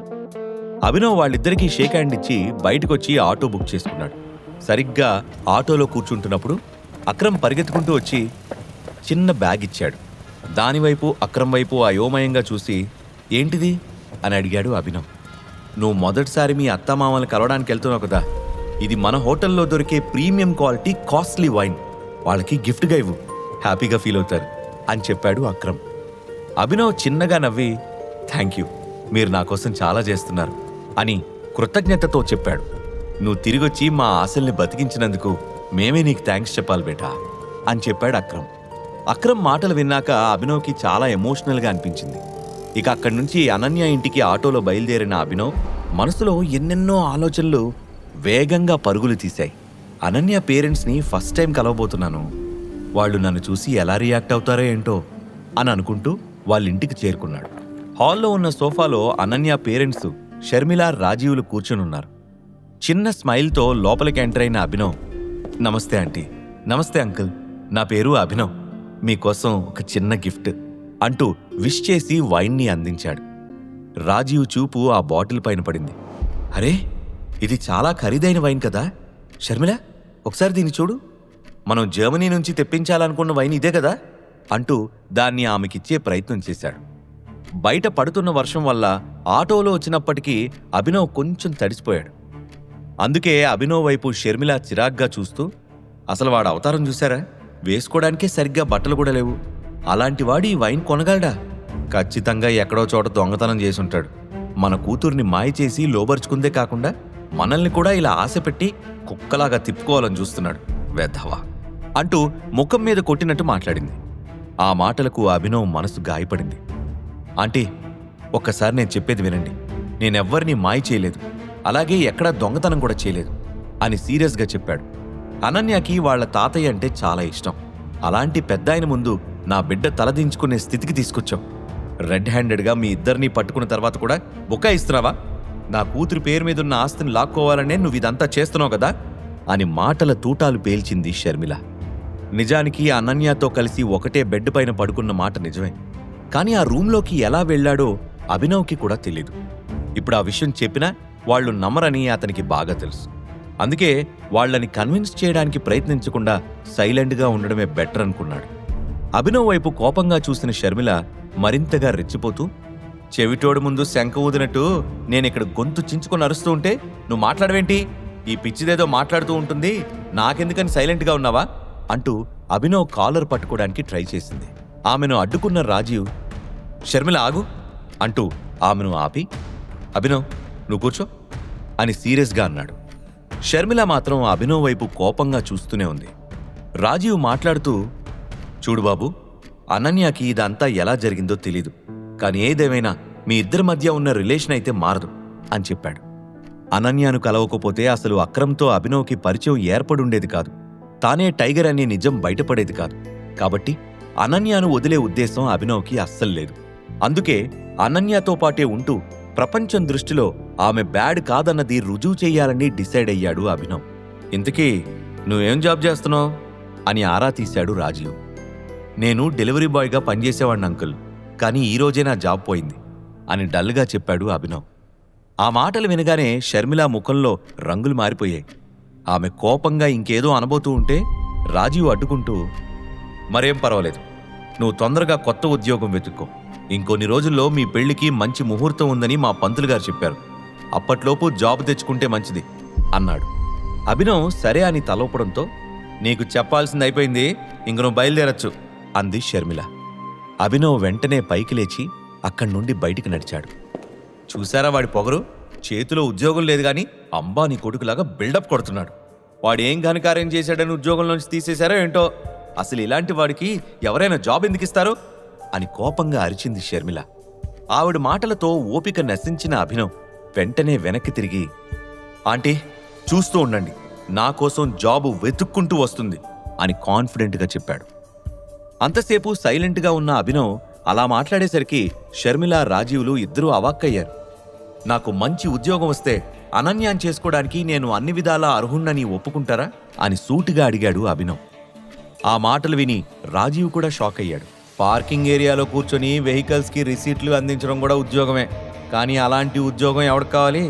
మా స్టేటస్కి తగిన జాబ్ సంపాదించి కనిపించు, అప్పుడు నా కూతురికి నువ్వు అన్ని విధాలా అర్హుడువా కాదా అని డిసైడ్ చేద్దాం అని వార్నింగ్ ఇచ్చిన షర్మిల రాజీవ్తో కలిసి లోపలికి వెళ్ళిపోయింది. ఆమె మాటలు విన్నాక అభినవ్ ముఖంలో చిన్న చిరునవ్వు వచ్చింది. తను ఎవరో, తన బ్యాక్గ్రౌండ్ ఏంటో షర్మిలాకి తెలియదు కనుక నెక్స్ట్ డే జాబ్ కొట్టి వాళ్లకి షాక్ ఇద్దామని ఇంకా గట్టిగా ఫిక్స్ అయ్యాడు. ఇక అప్పటికే లేట్ నైట్ అయింది. వర్షం కూడా తగ్గకపోవడంతో ఆ రోజుకి అక్కడే పడుకుని ఉదయాన్నే వెళ్ళిపోదామని డిసైడ్ అయ్యాడు. అప్పుడే కిచెన్లో నుంచి తన రూమ్ లోపలికి వెళ్లిన అనన్యాని గమనించిన అభినవ్ ఆమె రూమ్ దగ్గరికెళ్ళి చిన్నగా డోర్ నాక్ చేశాడు. కొన్ని సెకండ్ల తర్వాత తలుపు తెరిచిన అనన్య ఏం మాట్లాడకుండా సైలెంట్గా అభినవ్ లోపలికి రాబోతూ ఉంటే తలుపు వేయడానికి ప్రయత్నించింది. దాంతో డోర్కు అడ్డంగా కాలు పెట్టిన అభినవ్, ఏం చేస్తున్నావు అనన్య, నన్ను లోపలికి రానివ్వు, ఈరోజు ఇక్కడే పడుకుని రేపు వెళ్ళిపోతాను అని చెప్పాడు. ఇక్కడ పడుకుంటావా? మైండ్ పనిచేస్తుందా లేదా నీకు అని కోపంగా అరిచింది అనన్య. మీ అమ్మా నాన్నని కలవడానికి నువ్వే రమ్మని చెప్పావు కదా అని ప్రశ్నించాడు అభినవ్. అలా అని నిన్ను నా గదిలోకి రానిస్తానని ఎలా అనుకుంటున్నావు అని అనన్య కోపంగా అడిగింది. మరైతే నేను ఎక్కడికి వెళ్ళాలి? మనిద్దరం లైఫ్ పార్ట్నర్స్ అని ఆల్రెడీ చెప్పాను కదా, ఇద్దరం ఒకే గదిలో పడుకుంటే ఏమవుతుంది అని ప్రశ్నించాడు అభినవ్. అదంతా నాకు తెలీదు, నువ్వు లోపలికి రావడానికి మాత్రం వీల్లేదు, మర్యాదగా డోర్కి అడ్డంగా కాల్ది, లేదంటే డోర్ వేసే ఫోర్స్కి నీ కాలు విరిగిపోతుంది, జాగ్రత్త అని బెదిరించింది అనన్య. అభినవ్ అప్పటికీ కాలు తీయకపోవడంతో అన్నంత పని చేస్తూ డోర్ గట్టిగా వేసింది అనన్య. కరెక్ట్ టైంకి అభినవ్ ఫాస్ట్గా కాలు వెనక్కి తీశాడు కాబట్టి సరిపోయింది, లేదంటే అంతే సంగతులు. అనన్య ధన్మంటూ డోర్ క్లోజ్ చేసి డోర్కి అవతల వైపు నుంచి, పనివాళ్ళు ఎప్పటికీ యజమానులు కాలేరు మిస్టర్, మీ స్థానం స్టోర్ రూమే కానీ బెడ్రూమ్ కాదు, వెళ్ళి స్టోర్ రూమ్ ఎక్కడుందో కనుక్కొని పడుకో అని గట్టిగా అరిచింది. అనన్య మాటలు విన్నాక అభినవ్కి చాలా బాధ వేసింది. అనన్య పేరెంట్స్ని కలవడానికి వచ్చిన అభినవ్ ఆ తర్వాత ఆ నైట్ అక్కడే ఉందామని డిసైడ్ అయ్యి అనన్య గదివైపు వెళ్తాడు. కానీ ఆమె కోపంగా అతడి ముఖంపైనే డోర్ వేసి స్టోర్ రూంలో పడుకోమంటుంది. అనన్య ప్రవర్తించిన తీరుకి కాస్త బాధపడిన అభినవ్ క్లోజ్ అయిన డోర్ వైపు చూసి, ఇలాంటప్పుడు మాత్రం డోర్ టక్కును క్లోజ్ చేస్తుంది. ఈ తెలివి మొన్నేమైంది? హ్యాపీగా డోర్ క్లోజ్ చేసుకునుంటే నేను ఆమె పక్కన ఉండేవాణ్ణి కాదు కదా, ఈ గోలంతా ఉండేది కాదుగా అని ఫ్రస్ట్రేషన్తో అనుకుంటూ అక్కడి నుంచి కదిలాడు. ఒక్కో రూము చెక్ చేస్తూ చివరికి కింద ఫ్లోర్లో ఉన్న స్టోర్ రూమ్కి వెళ్ళాడు. లక్కీగా అక్కడ ఒక బెడ్ కనిపించడంతో వెళ్ళి దానిపైన పడుకున్నాడు. ఎప్పటికో నిద్రపట్టినా తెల్లవారగానే అందరికన్నా ముందే లేచి రెడీ అయ్యి ఏకే ప్రైవేట్ లిమిటెడ్ ఆఫీస్కి చేరుకున్నాడు. అతను లోపలికి ఎంటర్ అవుతూ ఉండగానే అనుకోకుండా సన్నీ ఎదురయ్యాడు. అభినవ్ని చూసిన సన్నీ, వీడేంటిక్కడ? పార్టీలో అక్రమ్ సారు వీణ్ణి బాగా చూసుకున్నందుకు ఆ ఫ్రెండ్షిప్ కంటిన్యూ చేద్దామని వచ్చాడేమో, అర్జెంటుగా వీణ్ణి తరిమేయాలి అని మనసులో అనుకుని, ఏ సెక్యూరిటీ, ఎక్కడ చచ్చారా మీరంతా? అక్రమ్ సార్ని విసిగించడానికి వీడు వచ్చినట్టున్నాడు. ఎవరిని పడితే వాళ్ళని ఆఫీస్ లోపలికి రానిస్తే ఆ తర్వాత మీ ఉద్యోగం పోతుందని మర్చిపోయారా? వీడిని మెడబట్టుకుని బయటికి గెంటేయండి అని అరిచాడు. దాంతో హుటాహుటిన అక్కడికొచ్చిన సెక్యూరిటీ గార్డ్ అభినవ్ని ఆపేసి బయటికి లాక్కొచ్చే ప్రయత్నం చేశాడు. చూడభినవ్, నీలాంటి ఫుట్పాత్ గాళ్లతో వచ్చిన ప్రాబ్లం ఇదే. మీ నాన్న అక్రమ్ సార్కి డ్రైవర్గా పనిచేశాడని ఆయన చుట్టూ తిరిగితే ఏమొస్తుంది చెప్పు? నీ స్థాయి ఏంటో తెలుసుకొని ప్రవర్తించు అని వార్నింగ్ ఇచ్చాడు సన్నీ. అతడి మాటలకు అభినవ్ కోపంగా పిడికిలి బిగించాడు. లాగిపెట్టి సన్నీని ఒక్కటి పీకాలనిపించింది, కానీ అనవసరంగా గొడవెందుకని అక్రమ్కి కాల్ చేయడానికి రెడీ అయ్యాడు. అంతలో black colour skirt, white top వేసుకున్న ఒక అందమైన అమ్మాయి క్యాట్ వాక్ చేసుకుంటూ అక్కడికొచ్చింది. ఆమె అక్రమ్ సెక్రటరీ జెన్నీ. ఆమెను చూడగానే సెక్యూరిటీ అలర్ట్ అవుతూ అభినవ్ని బలవంతంగా పక్కకు జరిపాడు. అది గమనించిన జెన్నీ సెక్యూరిటీ గార్డ్ వైపు కోపంగా చూస్తూ, ఎందుకు అతన్ని అలా పట్టుకున్నావు? ఇతన్ని నేనే రమ్మన్నాను, వెళ్ళి నీ పని చూసుకో అని గట్టిగా ఆర్డర్ వేసింది. మిస్ జెన్నీ, వీడి సంగతి మీకు తెలీదు అంటూ ఆమెకు ఏదో చెప్పబోయాడు సన్నీ. నువ్వే పని మీద వచ్చావో దాని మీద ఫోకస్ చేస్తే చాలు అని సన్నీ నోరు మూయించిన జెన్నీ కమ్ విత్ మీ అని అభినవ్ని తనతో పాటు తీసుకెళ్ళింది. ఫ్యూజ్ కొట్టేసిన బల్బులాగా సన్నీ మొహం మారిపోవడంతో అభినవ్ సరదాగా నవ్వుకున్నాడు. జెన్నీతో పాటే నడుస్తూ, నేనిక్కడికి ఎందుకు వచ్చానో అక్రమ్ మీకు చెప్పారా అని అడిగాడు అభినవ్. తన బాస్ అక్రమ్ని సర్ అని అభినవ్ సంబోధించకపోవడం జెన్నీకి ఏమాత్రం నచ్చలేదు. అందుకే అభినవ్కి సమాధానం ఇవ్వకుండా వినిపించుకోనట్లుగా ప్రవర్తించింది. ఎక్స్క్యూజ్ మీ, నేను మీతోనే మాట్లాడుతున్నాను అని అయోమయంగా ఆమె వైపు చూశాడు అభినవ్. అంతలోపే డెస్క్ దగ్గరకు చేరుకున్న జెన్నీ అక్కడి నుంచి ఒక పేపర్ తీసి, కంపెనీలో ఉన్న వేకెన్సీస్కి సంబంధించిన లిస్ట్ ఇది, జాబ్ డీటెయిల్స్ కూడా అటాచ్ చేస్తున్నాయి. నీకు నచ్చింది సెలెక్ట్ చేసుకోమని అక్రమ్ సార్ చెప్పారు. బాగా చూసుకొని నీకేం కావాలో చెప్పు. స్టార్ చేసున్న పోస్టులు ఆల్రెడీ ఫిల్అప్ అయిపోయాయి. సో ఆ సింబల్ లేని పోస్టుల్లో నుంచి ఏదైనా సెలెక్ట్ చేసుకో అని చెప్పింది. ఆ పేపర్ అందుకున్న అభినవ్ ఒక్కో జాబ్ గురించి జాగ్రత్తగా చదువుతున్నాడు. అతని వైపే గుచ్చిగుచ్చి చూస్తోంది జెన్నీ. అభినవ్కి ఇబ్బందిగా అనిపించినా కూడా పట్టించుకోకుండా వచ్చిన పని మీద ఫోకస్ చేశాడు. ఒక 2 నిమిషాల తర్వాత జెన్నీ అటెన్షన్ని గ్రాబ్ చేస్తూ, what is your good name అని అడిగాడు అభినవ్. అతను ఒక్కసారి పైనుంచి కింద వరకు చూసి, ఐఎమ్ సెక్రటరీ జెన్నీ అంటూ ఆమె పొజిషన్తో పాటే పేరు కూడా చెప్పింది. నేను మేనేజర్ పోస్ట్ తీసుకుందాం అనుకుంటున్నాను జెన్నీ అని అభినవ్ పొలైట్గా చెప్పాడు. ఆ మాట వినగానే జెన్నీకి చిరాకొచ్చింది. ప్రస్తుతం ఆ పోస్ట్ ఖాళీగా లేదు, అయినా నీకు స్టార్ చేసున్న పోస్టుల్లో నుంచి సెలెక్ట్ చేసుకోవద్దని చెప్పాను కదా అని రొసరొసలాడుతూ చెప్పింది. ఆ సంగతి నాకు అర్థమైంది, కానీ నాకు మాత్రం మేనేజర్ పోస్టే కావాలి అని కూల్గా అన్నాడు అభినవ్. ఆల్రెడీ ఆ పోస్ట్లో ఒకళ్ళు పనిచేస్తున్నారు, నువ్వు అడిగావు కదా అని ఉన్నవాళ్ళని తీసేయమంటావా అని కోపంగా అడిగింది జెన్నీ. ఆ మాట నేననలేదు, ఈ లిస్ట్ ప్రిపేర్ చేసింది నాకిచ్చింది నువ్వే. నాకు కావాల్సింది సెలెక్ట్ చేసుకోమని అక్రమ్ సార్ చెప్పారన్నావు కదా, అందుకే నా డిసిషన్ నేను చెప్పాను. నెక్స్ట్ ఏం చేయాలో అది చెప్పు అని గంభీరంగా సమాధానం చెప్పాడు అభినవ్. నిజానికి ఆ కంపెనీయే అభినవ్. కంపెనీ పూర్తిగా తన చేతుల్లోకి రావాలంటే మనోజ్తో మీటింగ్ జరగాలి. ఆ తర్వాతనే అఫీషియల్గా అన్ని ఫార్మాలిటీస్ మొదలవుతాయి. కాకపోతే ఇప్పటికిప్పుడు అనన్య పేరెంట్స్కి బుద్ధి చెప్పడానికి అతనికి ఒక జాబ్ కావాలి. ఆల్రెడీ వాళ్ల స్టేటస్కి తగిన ఉద్యోగం తెచ్చుకోవాలని ముందు రోజు రాత్రి షర్మిల చెప్పడంతో మేనేజర్ జాబ్ అయితే వాళ్ల నోళ్లు మూయించచ్చు అని ఆలోచించి ఆ పోస్ట్ అడిగాడు.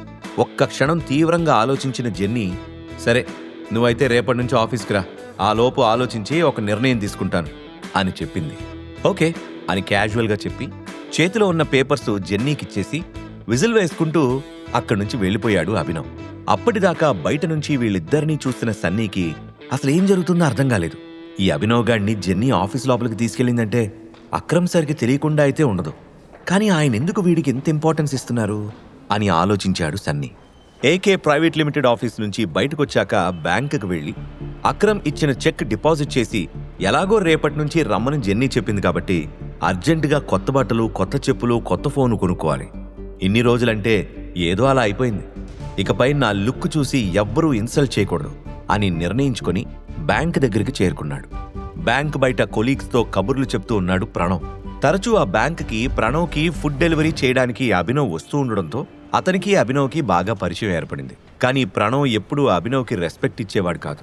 అభినవ్ ఎంటర్ అవడం గమనించిన ప్రణవ్, ఎంట్రా డెలివరీ బాయ్, ఇవాళ డ్యూటీ లేదా, ఈ టైంలో బ్యాంకుకి వచ్చావు అని అందరి ముందు ఇన్స్టల్ చేసినట్టు మాట్లాడాడు. ప్రణవ్తో గొడవపడి ఎనర్జీ వేస్ట్ చేసుకోవడం ఇష్టం లేక పెద్దగా రియాక్ట్ అవ్వకుండా, చెక్ డిపాజిట్ చేయడానికి వచ్చాను, మేనేజర్ని కలవాలి అంటూ జేబులో ఉన్న చెక్ని బయటికి తీశాడు అభినవ్.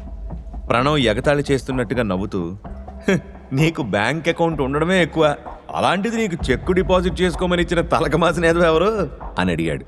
అదంతా నీకు అనవసరం, చాలా పెద్ద అమౌంట్ కాబట్టి నేను డైరెక్ట్గా మేనేజర్ని కలవాలి అంటూ ప్రణవ్ని దాటుకుని ముందుకెళ్లే ప్రయత్నం చేశాడు అభినవ్. కానీ ప్రణవ్ అక్కడితో ఆగకుండా అభినవ్ చేతిలో ఉన్న చెక్కుని లాక్కొని, నేను ఇక్కడ మాట్లాడుతుంటే పట్టించుకోకుండా వెళ్ళిపోతావేంటి అని కోపంతో ఆ చెక్ని చింపేశాడు. అది చూసి షాక్ అయిన అభినవ్ విపరీతమైన కోపంతో, ఏయ్ నీకేమైనా పిచ్చి పట్టిందా, ఎందుకలా చింపేశావు దాని వాల్యూ ఎంతో తెలుసా అని చేయి పైకెత్తాడు. అభినవ్ మొహంలో కోపం చూసి భయపడిన ప్రణవ్, సెక్యూరిటీ సెక్యూరిటీ వీడిని బయటికి గంటేయండి అని అరుస్తూ అభినవ్ వైపు తిరిగి, సైలెంట్గా ఇక్కడి నుంచి వెళ్ళిపో, లేదంటే డూప్లికేట్ చెక్తో బ్యాంకుని మోసం చేద్దాం అనుకుంటున్నావు అని పోలీసులకు ఫోన్ చేసి నిన్ను బొక్కలో వేయిస్తాను అంటూ వార్నింగ్ ఇచ్చాడు. చిరిగిపోయిన చెక్కు ముక్కల్ని నేల మీద నుంచి ఏరుకుంటూ ఉండగా అతన్ని తోసేయడానికి రెడీ అయ్యారు సెక్యూరిటీ గార్డ్స్. సరిగ్గా అప్పుడే, అసలు ఇక్కడ ఏం జరుగుతుందో నేను తెలుసుకోవచ్చా అని గంభీరమైన స్వరం వినిపించింది. అందరూ వెనక్కి తిరిగి చూడగానే బ్యాంక్ ఎంట్రన్స్ డోర్ వద్ద నిలబడి కనిపించాడు బల్కంపేట్ బాలరాజ్. అతను ఏదో పని మీద లోపలికి వెళ్తూ అభినవ్ను చూసి ఆగాడు. బాలరాజ్ని చూడగానే అభినవ్ కొంచెం రిలీఫ్గా ఫీల్ అయ్యాడు. ప్రణవ్ గబగబా బాలరాజ్కి ఎదురెళ్ళి, సారీ సార్, మీరెప్పుడొచ్చారు అని అడిగాడు. ఏంటి గొడవ అని మేసం తిప్పుతూ అడిగాడు బాలరాజ్. వీడు ఒక డూప్లికేట్ చెక్ తీసుకొచ్చి డబ్బులు కావాలంటూ మా బ్యాంకును మోసం చేయాలని చూస్తున్నాడు. పెద్ద ఫ్రాడ్ గాడు సార్, అందుకే సెక్యూరిటీ చేత బయటికి గెంటిస్తున్నాను అని గర్వంగా చెప్తూ నవ్వాడు ప్రణవ్. బాలరాజ్ సెకండ్ కూడా ఆలస్యం చేయకుండా ప్రణవ్ చెంప చెళ్ళుమనిపించాడు. దాంతో అతని కళ్ళు బైర్లు గమ్మాయి. ఆ తర్వాత సెక్యూరిటీ వైపు చూసి, అతను వదిలేండి అంటూ ఆర్డర్ వేసి, నాతోరా అని అభినవ్ చేయి పట్టుకుని మేనేజర్ గది వైపు అడుగులు వేశాడు. ప్రణవ్తో పాటు అక్కడ ఉన్న అందరూ కూడా సైలెంట్గా బాలరాజ్ వెనుకనే నడుస్తున్నారు. బాలరాజ్ తనకి ఇంపార్టెన్స్ ఇవ్వడం చూసి అందరికీ డౌట్ వస్తుందేమో అని కంగారు పడ్డాడు అభినవ్. అతని ఉద్దేశాన్ని అర్థం చేసుకున్న బాలరాజ్ వెనకే వస్తున్న ప్రణవ్ వైపు తిరిగి, చూడు, ఈ కుర్రాడు నిజంగానే ఫ్రాడ్ చేద్దాం అని అనుకుని ఉండొచ్చు, కానీ మేనేజర్ని కలుస్తా అంటూ చెక్ తీసుకొచ్చాడు కదా, అందులో ఎంత అమౌంట్ ఉందో చూడకుండా చింపేశావు. ఇలా చేస్తే మీ బ్యాంక్ రెప్యుటేషనే పాడవుతుంది. ఏ డెసిషన్ అయినా మేనేజర్కి వదిలేద్దాం, అందుకే ఇతన్ని లోపలికి తీసుకెళ్తున్నాను అని చెప్పాడు. దానికి ప్రణవ్ సైలెంట్గా తలాడించాడు, కానీ నోరు తెరిచి మాట్లాడే సాహసం చేయలేదు. అభినవ్ని తీసుకొని మేనేజర్ రూమ్ లోపలికి వెళ్ళాడు బాలరాజ్. హఠాత్తుగా తన క్యాబిన్ డోర్ తెరుచుకోవడంతో అటువైపు చూశాడు మేనేజర్. వచ్చింది బాలరాజ్ అని తెలియడంతో వెంటనే లేచి నిలబడ్డాడు. బాలరాజ్, నువ్వెప్పుడొచ్చావు? నువ్వు వస్తున్నట్టు ఫోన్ కూడా చేయలేదు అంటూ నవ్వుతూ పలకరించాడు మేనేజర్ డీకే. ఓ చిన్న పనుండి ఇటుగా వెళ్తున్నాను, బయట మీ వాళ్ళు ఇతనితో గొడవ పెట్టుకుంటూ ఉంటే చూసి ఆగాను. ఇంతకీ ఇతనెవరో నీకు తెలుసా అంటూ అభినవ్ వైపు చూపించాడు బాలరాజ్. అభినవ్ వైపు ఒక లుక్ ఇచ్చి, ఇతనా, ఎప్పుడు చూడలేదు అని చెప్పాడు. కానీ వెనువెంటనే అతని కళ్ళు అభినవ్ ఉంగరం మీద పడగానే ఆశ్చర్యపోతూ, ఇతను మన టైగర్ కదా అని ఉద్వేగంతో అన్నాడు. కేవలం ఉంగరం చూసి డైరెక్ట్గా తనెవరనే విషయం బ్యాంక్ మేనేజర్ కనిపెట్టడంతో అభినవ్ షాక్ అయ్యాడు. అంతకుముందు అక్రమ్ కూడా అలాగే గుర్తుపట్టాడు. అభినవ్ వైపు చూసిన బాలరాజ్, ఇతనెవరో తెలుసా టైగర్? నువ్వు కెప్టెన్గా ఉన్న మన టీంలో ఇతనే చివరి మెంబర్, పేరు డీకే అంటూ పరిచయం చేశాడు. అంతకుముందు చాలాసార్లు ఆ బ్యాంక్కి ఫుడ్ డెలివరీ ఇవ్వడం కోసం, అలాగే చిన్న చిన్న బ్యాంక్ పనుల మీద అభినవ్ వచ్చాడు. ఇప్పుడు ఆ బ్యాంక్ మేనేజర్కి తనే బాస్ అని తెలియగానే అభినవ్ ఒకంత థ్రిల్కి గురయ్యాడు. అప్పటికే మోకాళ్ల మీద నిల్చున్న డీకే, ఇన్నాళ్ళు ఎక్కడున్నావు టైగర్? నీకేం కావాలో చెప్పు, ఏదైనా చేయడానికి నేను రెడీ అని ఫుల్ ఎక్సైట్మెంట్తో అన్నాడు. ఆ సిచ్యువేషన్ అభినవ్కి కొంచెం ఇబ్బందిగా అనిపిస్తుందని గమనించిన బాలరాజ్, ఏయ్ నువ్వు ముందు పైకి లే డీకే అంటూ అతన్ని లేపి, టైగర్ తిరిగొచ్చాడన్న విషయం నీకు, నాకు, అక్రమ్కి తప్ప ఇంకెవ్వరికీ తెలీదు, తెలియకూడదు. కొన్ని రోజుల పాటు అందరూ ఇతన్ని సాధారణ మనిషిలాగానే చూడాలి అని హెచ్చరించాడు. బ్యాంక్ మేనేజర్ డీకే కన్నీళ్లతో తలూపుతూ, మిమ్మల్ని చూడడం చాలా సంతోషంగా ఉంది టైగర్, ఇక మా బాధలకి భయాలకి ఫుల్ స్టాప్ పెట్టేయచ్చు. మళ్ళీ మాఫియాలో మనం ఒక న్యూ ఇన్నింగ్ స్టార్ట్ చేయగలమనే నమ్మకం వచ్చింది అని సంతోషంగా చెప్పాడు. బాలరాజ్ మాట్లాడుతూ, అన్నిటికన్నా ముందు ఇక్కడ పనిచేసే నీ ఎంప్లాయీ ఒకడికి బుద్ధి చెప్పాలి. నా చెంపదెబ్బ వాడికి ఆల్రెడీ రుచి చూపించానుకో అంటూ బ్యాంకు బయట జరిగిందంతా వివరించాడు. ఇదిలా ఉంటే మరోవైపు ఒక కాస్ట్లీ విల్లాలో స్విమ్మింగ్ పూల్లో కాళ్ళు పెట్టుకుని కూర్చున్నాడు ఒక వ్యక్తి. కళ్ళకి నల్ల కళ్ళద్దాలు, మెడలో విలువైన బంగారు గొలుసు, చేతిలో విస్కీ గ్లాస్, ఒళ్ళో బికినీ వేసుకుని వయ్యారాలు పోతున్న ఒక అందమైన అమ్మాయి. ఆమె బుగ్గలు గిల్లుతూ విచ్చలవిడిగా కిస్ చేస్తున్నాడు అతను. ఇంతలో అతడి సెక్రటరీ వేగంగా వచ్చి, సార్, బిగ్ బ్రేకింగ్ న్యూస్ అంటూ డిస్టర్బ్ చేసింది. ఏయ్, నీకెన్నిసార్లు చెప్పాలి, లైఫ్ అండ్ డెత్ ప్రాబ్లం అయితే తప్ప నేను ప్రైవేట్గా ఉన్నప్పుడు డిస్టర్బ్ చేయొద్దని అని విసుక్కున్నాడా మనిషి. లైఫ్ అండ్ డెత్ కాదు, అంతకన్నా ఎక్కువ సార్, టైగర్ ఈజ్ బ్యాక్ అని ఆందోళనతో చెప్పింది. ఆమె మాట చురుక్కుమని తగలడంతో ఒడిలో ఉన్న లేడీని నీళ్లలోకి తోసేసి పొడువాటి సిగార్ని వెలిగించాడతను. 2 నిమిషాల పాటు అక్కడంతా నిశ్శబ్దం అలుముకుంది. ఇప్పుడు ఏం చేద్దాం సార్ అని కంగారుగా అడిగింది సెక్రటరీ. వెయిట్ చేద్దాం అని పొగ ఊదుతూ దీర్ఘాలోచనలో ఉన్నట్టు మాట్లాడాడు. సెక్రటరీకి ఏమీ అర్థం కాలేదు. వాడి ప్రతి మూమెంట్ని ఓపిగ్గా ట్రాక్ చేయండి, ఈసారి మనం కొట్టే దెబ్బ మామూలుగా ఉండకూడదు అని ఆర్డర్ వేశాడు. కాపీ దాట్ అంటూ హడావిడిగా అక్కడి నుంచి వెళ్ళిపోయింది సెక్రటరీ. అప్పటిదాకా అతనితో సరసాలాడిన ఆ అమ్మాయి టైగర్ అంటే ఎవరు డార్లింగ్ అని ఒళ్ళు తుడుచుకుంటూ అడిగింది. సమాధానం చెప్పకుండా సిగార్ నుండి గట్టిగా ఒక పఫ్ లాగి ఆమె ముఖం మీదకి వదిలాడు. ఇంతకీ ఆ వ్యక్తి ఎవరు? టైగర్ని ఎందుకు వెతుకుతున్నాడు? అభినవ్కి జరిగిన అవమానం తెలుసుకున్న మేనేజర్ డీకే ఏం చేయబోతున్నాడు? అభినవ్ అనన్యల పెళ్లి ఎప్పుడు? ఈ ప్రశ్నలకు సమాధానాలు తెలుసుకోవాలంటే నెక్స్ట్ ఎపిసోడ్ వినాల్సిందే. క్రింద ఇచ్చిన లింక్ ని క్లిక్ చేసి పాకెట్ ఎఫ్ఎం యాప్ ని ఇన్స్టాల్ చేసుకోండి. Stay tune to pocket FM.